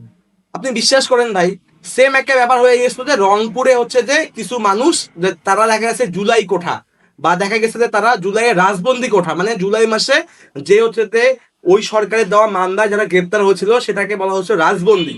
আর বা হচ্ছে যে আপনার যারা হচ্ছে যে জুলাই কোঠা বলতে যারা জুলাই যোদ্ধা, হুম। এখন তাদের নাম করেও রংপুর সিটি কর্পোরেশন থেকে অটোর লাইসেন্স নেওয়ার চেষ্টা করা হয়েছে। এটা নিয়ে তো অনেক এটা বড় নিয়ে একটা সাংবাদিক রিপোর্ট করছে, বাদলু আঙ্কেল, তাকে তাকে মারধর করা হয়েছে, কয়েকজন গ্রেপ্তার হয়েছে। এটা নিয়ে কেন আমি রিপোর্ট করছি, এই কারণে মানুষ আবার আমাকে মানে দোষর বানায় দিচ্ছে। কিন্তু ভাই আপনি একটা জিনিস চিন্তা করেন, তার মানে কি? তার মানে হচ্ছে যে আমি এই সময় এসেও রিপোর্ট করার পরে তো আমি শান্তিকে থাকতে পারলাম না। তার মানে কি আপনি বলেন তো, সাংবাদিক হিসাবেই তো আমার এই জায়গাটার মধ্যে কি কোনো পরিবর্তন পাইলাম? আপনি বলেন তাহলে আমরা কেন এই আন্দোলন সংগ্রামে এতগুলো মানুষ জীবন দিল? এই মানুষগুলা যে যে মানুষ যার বাচ্চা মারা গেছে, ও কি ভাই ওর বাচ্চারে খুঁজে পাবে? যার বাবা মারা গেছে সে সন্তান কি তার বাবারে খুঁজে পাবে? আবু সাইদ, শহীদ আবু সাইদ যে মারা গেছে, তার মা বাবার কাছে যদি 1,000 কোটি টাকা দিয়ে দেন, আবু সাইদ কোনদিন ফেরত আসবে? কিন্তু এই সবাই আবু সাইদ, মুগ্ধ, শেষ হয়নি যুদ্ধ, এই স্লোগান দিচ্ছেন। এই স্লোগান দিয়ে আপনারা সবার এলাকার উন্নয়ন নিয়ে কথা বলেন, আপনার এলাকার সমস্যা নিয়ে কথা বলেন, আপনার গঠনমূলক আলোচনা করেন। And ওরাও যা করে গেছে আপনারাও যদি তা করেন তাই তো হবে না ভাই। সব থেকে বড় কথা, যারা ভালো কিছু করতে চায় তাদেরকে বিভিন্নভাবে ট্যাগিং করা হয়, তাদেরকে বিভিন্নভাবে কোণঠাসা করা হয়। আর এই দেশে এই মুখকে দেখা সব থেকে বেশি চলে কি ভাই জানেন? মানুষকে দোষর ট্যাগ দেওয়া।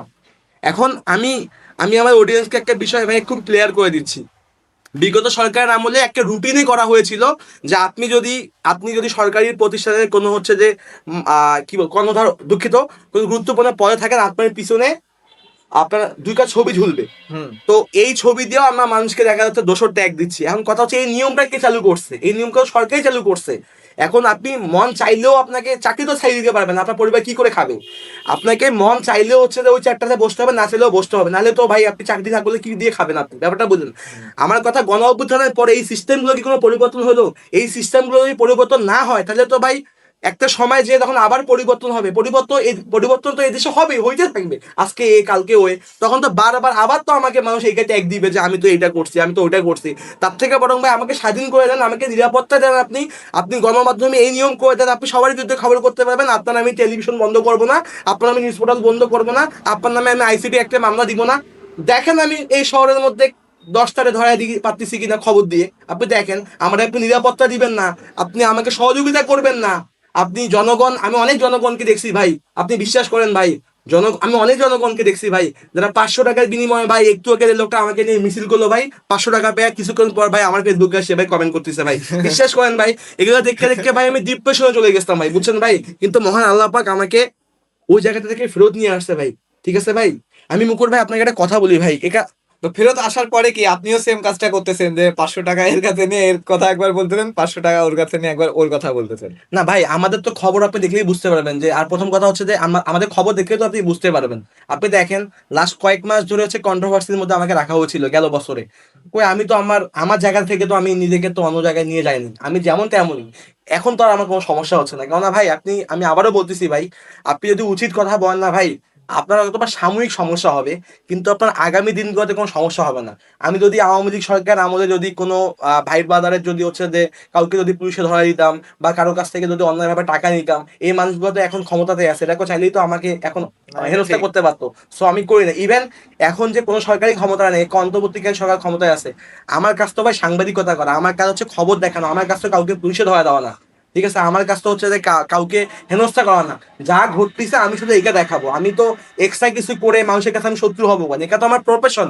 মানুষ যদি মনে করে যে মিম হচ্ছে যে আমার ছোট ভাই এরপরে সাংবাদিক, তাহলে ব্যাপারটা ঠিক আছে। মানুষ যদি শুধু সাংবাদিক হিসেবে ট্রিট করে তাহলে সমস্যা ভাই। সাংবাদিকের কাজ তো হবে খবর দেখানো। তো এই জায়গাটাকে মানুষকে ভাই বুঝতে হবে। যাই হোক, আমাদের একটা লং মানে একটা ডিসকাশন হলো সবকিছু নিয়ে, সবকিছু প্রেক্ষাপট নিয়ে। তো এরপরে আমরা হয়তো বা আবার কখনো বসার সুযোগ হবে বা বসবো আমরা। তা আপাতত রংপুরের যারা আছে তাদের উদ্দেশ্যে একটা কিছু বলে আমরা প্রোগ্রামটা আজকের মতো শেষ করি, এটাই মনে হয় ভালো হবে। আচ্ছা, আমি আসলে সবার উদ্দেশ্যে আমি আসলে সবার উদ্দেশ্যে একটা কথাই বলতে চাই এখান থেকে। আসলে আমি আশা করি যে অনেকে একটা মেসেজ পাবে। ভাই আপনারা যারা মুসলিম, তারা ভাই শুধুমাত্র মহান আল্লাহ পাককে সন্তুষ্ট করার জন্যই হচ্ছে আপনার কাজটা করবেন। যারা অন্যান্য ধর্মের রয়েছেন তারা তার ধর্ম অনুযায়ী কাজটা করবেন। এই পৃথিবীর মানুষকে ভাই খুশি করতে আপনি যায়েন না। কেমন হচ্ছে যে মানুষ কখনো মানুষকে খুশি করতে পারে না, স্বয়ং মহান আল্লাহ পাকও মানুষকে খুশি করতে পারছে কিনা আমার এখানে নিয়ে সন্দেহ আছে, কেননা মানুষের এত চাহিদা। আমি আপনাকে একটা ভাই ছোট্ট গল্প শেয়ার করি যে আমি আসলে আমি ৫ ওয়াক্ত নামাজ পড়তাম না। আমি কোনো খুব বেশি কোনো ইসলামিক মাইন্ডে ছিলাম না। আমি আমার কাজটাই করতাম আরকি।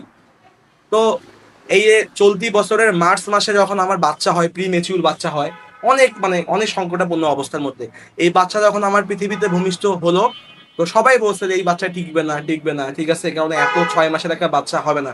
হাসপাতালে 2 মাস একটানা ভর্তি আইসিইউতে। তো তখন ভাই আমি একটা জিনিস দেখছি কি ভাই জানেন, যে হচ্ছে যে আমি আল্লাহর এত একটা খারাপ বান্দা।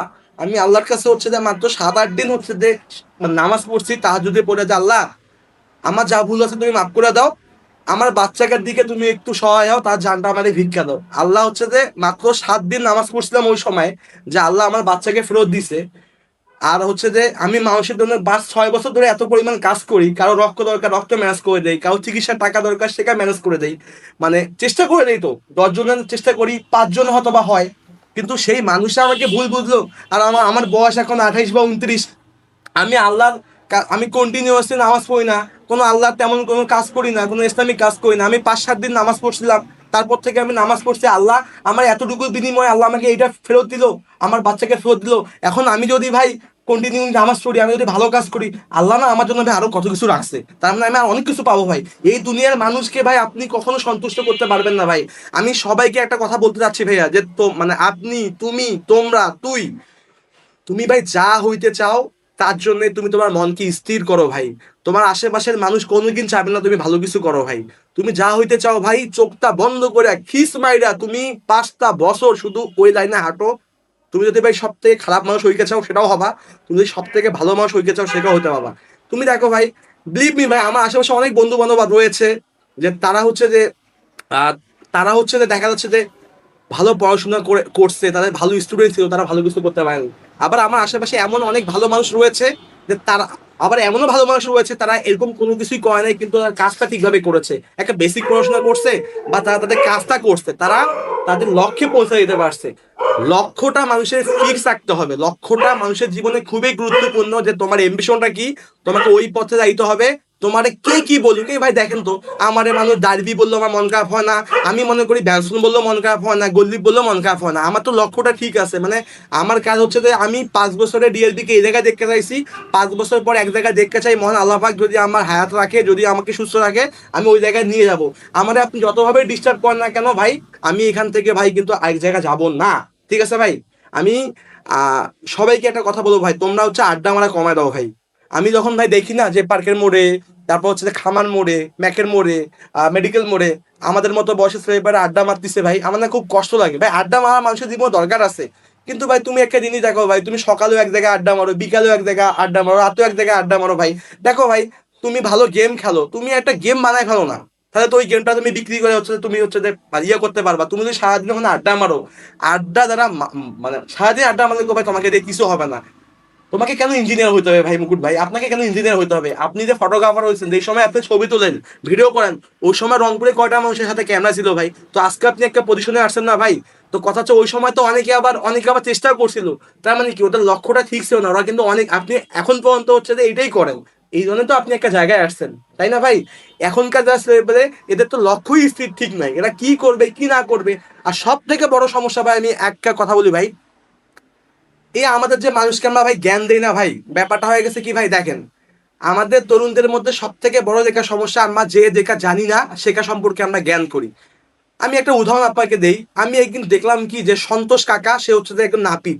এখন সে রংপুর মেডিকেল কলেজ হাসপাতালের একজন চিকিৎসক বিভাগীয় প্রধান। সে নাকি ভুল চিকিৎসায় রুগী নাকি মারা গেছে। সে এরকম একটা ফেসবুকে পোস্ট দিচ্ছে। এখন আমার কথা, সন্তোষ কাকা তুমি কো নাউয়া, তুমি কো চুল কাটো, তুমি একজন মেডিকেলের বিভাগীয় চিকিৎসক, তার ভুল ধরতে গেলে তোমাকে ডাক্তারই জানতে হবে, তোমাকে ওর থেকে বড় ডাক্তার হইতে হবে, বা তুমি যে বড় ডাক্তার বা যে এর থেকেও বড় ডাক্তার তার কাছে তোমাকে জ্ঞান অর্জন করতে হবে। তুমি ভাই তুমি নিজেই কিছু জানো না, তুমি হুদা একটা মানুষকে তুমি তার নামে তুমি ভুল চিকিৎসায় মৃত্যু। এমন আমি তরুণদেরকে একটা কথা বলবো, তোমরা যে ভাই ভুল ধরো, মনে করো সাপোজ তোমার আমার ভুল ধরো, আমি তো ভুলের ঊর্ধ্বে না, তোমার ভুল ধর, তোমার যদি তুমি যদি এই বিষয়টা সম্পর্কে সম্পর্কে জানো, দেন তুমি আগে সাংবাদিকতায় কি তুমি গ্রাজুয়েশন করছো? তুমি কি হচ্ছে যে বা হচ্ছে যে যেই সম্পর্কে তুমি আমার ভুল ধরছে এইকার রাইটটা কি তুমি জানো? তুমি রাইটও জানো না, তুমি এখানে ভুলটা কেন হচ্ছে সেটা জানো না, তুমি ভুল রিপোর্ট করছি, তুমি হচ্ছে থানায় দিয়ে অভিযোগও করো না, তুমি আমি একটা ভুল রিপোর্ট করছি, আমি নাকি চাঁদা চাইছি, কোনো রেকর্ডও দিতে পারলা না, তুমি পারলা কি ভাই বয়কট করবো? তুমি পারলা কি ভাই একটা গ্রুপ আছে ওই জায়গার মধ্যে পরিচয় গোপন নাকি পোস্ট দিব? আচ্ছা ভাই, আমি যে মানুষের নামে রিপোর্ট করি না, মনে করেন আমি মুকুট ভাইয়ের নামে একটা রিপোর্ট করলাম, আমি হয় আমার মিম পেজ থেকে দিব, নাহলে ডিআরবি পেজ থেকে দিব, নাহলে এটিএন আমার একটা খবর যাবে, তাই তো? এখন কথা হচ্ছে যে এগুলা তো প্রাতিষ্ঠানিক পেজ বা প্রাতিষ্ঠানিক তো এগুলা টেলিভিশন, ব্যাপারটা বুঝেন আপনি? তো এমন কোন জায়গা থেকে তো আপনার দেখা গেছে যে এরা দেয় না ভাই। এরা হচ্ছে মানুষের নামে রিউমার ছাড়াই। আমি সবাইকে একটা কথা বলবো ভাই, বিশ্বাস করেন ভাই, আপনি কালকে থেকে আপনি যেই মুহূর্ত থেকে আমার এই কথাগুলো আপনি শুনতেছেন, আপনি চোখ বন্ধ করেন, চোখ বন্ধ করে নিজেকে প্রশ্ন করেন যে আমার বয়স এখন কত, মানে আপনার বয়স কত, ঠিক আছে? আপনি ওই দিন থেকে ভাই, আপনি যদি মুসলিম হন আপনি নামাজে চলে যান, আপনি নামাজ পড়েন ভাই, আল্লাহর কাছে আপনি চান। যে বলে যে আল্লাহ আমারে দেয় না দেয় না দেয় না, তাকে বলতেছি ভাই তুই আল্লাহর কাছে চাইছে নাই, তুই আল্লাহর কাছে চাইছে নাই ভাই। আল্লাহর কাছে আমি যা পাইছি যখন দেখি তখন পাইছি। আল্লাহর কাছে আমি আজকেও মাগরিবের সময় যা চাইছি, এখনো বাসা দেওয়ার পরে দেখলাম আল্লাহ সেটাই আমাকে নিয়ে এসে দিছে। তুই যদি আল্লাহর কাছে না চাইস, তুই যদি ম্যাকের মধ্যে বসে থাকিস, তাহলে ওপর থেকে কি আল্লাহ তোকে টাকা অবস্থা বাড়াবে রে ভাই? আল্লাহর কাছে তো চাইতে হবে ভাই, তুই নামাজ পড়, তুই আল্লাহর কাছে চা ভাই, তুই কি হইতে চাইস, তুই নিজে জানিস না তুই কি হইতে চাইস। তো তোর গার্লফ্রেন্ড থাকবে ভাই, তোর তো গার্লফ্রেন্ড থাকবে না, তুই কি করবি? তুই বেগম রোকেয়া বিশ্ববিদ্যালয়ে কনসার্ট হবে, তুই সেই জায়গার মধ্যে দেয়া তোর আগের গার্লফ্রেন্ডের তুই যে হচ্ছে ছবি পুরাবি। আরে ভাই তোর গার্লফ্রেন্ড কি তোর সাথে থাকবে রে ভাই? তোর নাই টাকা, তুই হচ্ছিস গরিব, তুই হচ্ছিস অসহায়, তোর সাথে থাকবে ভাই? কোনো বেকার মানুষকে কোনো মেয়ে বিয়ে করবে ভাই? তোর পকেটে ভাই টাকা থাকতে হবে, তাই তোকে কেউ বিয়ে করবে ভাই? তোর পকেটে টাকা না থাকলে ভাই তোর শ্বশুর ভাইকে সম্মান থাকবে? তোর পকেটে ভাই টাকা না থাকলে তোকে তোর সহকর্মীরা তোকে ভাই সম্মান দিবে? তোর নাই টাকা, তোর তুই এখন কথা হচ্ছে, আমি ভাই একটা কথা বলি, আমাকে আবার অহংকার হিসেবে নিয়েন না। কথাগুলো আমি এই কারণেই বলতেছি যে ঘটনা হচ্ছে কি ভাই, কনফিডেন্স। আপনি যদি আল্লাহর উপর বিশ্বাস রাখেন তাহলে আপনারা কেউ ঠেকাইতে পারবেন না জীবনে, ঠিক আছে ভাই?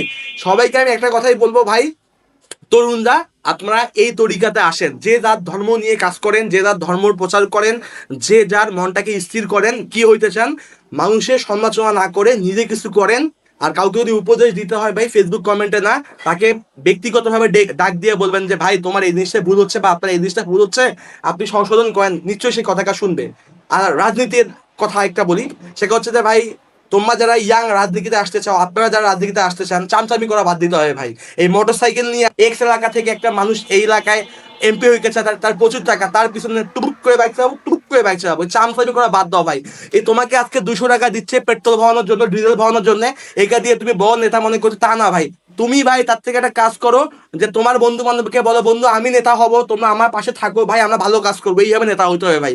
যার টাকা আছে, যার খারাপ মানি আছে, তার পিছনে চামচামি করলে আপনি জীবনে স্থানীয় নেতৃত্বও পাবেন না, ভালো কিছু করতেও পারবেন না, ঠিক আছে?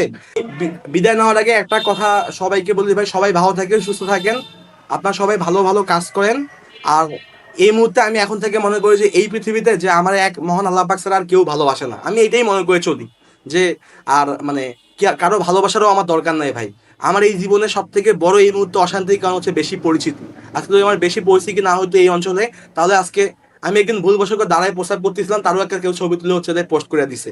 তো ভাই আমার ব্যক্তি জীবনের মধ্যে দেখা গেছে আমার ব্যক্তিগত জীবন আর ব্যক্তিগত জীবন নাই, সবকিছু নিয়ে মানুষ দেখা গেছে যে মানে একা নিয়ে ইয়া করতেছে। তো আমি একটা জিনিস সবাইকে বলবো যে ভাই আপনারা হচ্ছে যে নিজেকে বেশি পরিচিতি ঘটাবেন না, আপনারা আপনাদের কাজ করবেন, মানুষকে খুশি করার জন্য কাজ করবেন না। আর সবাই অনেক ভালো থাকুন।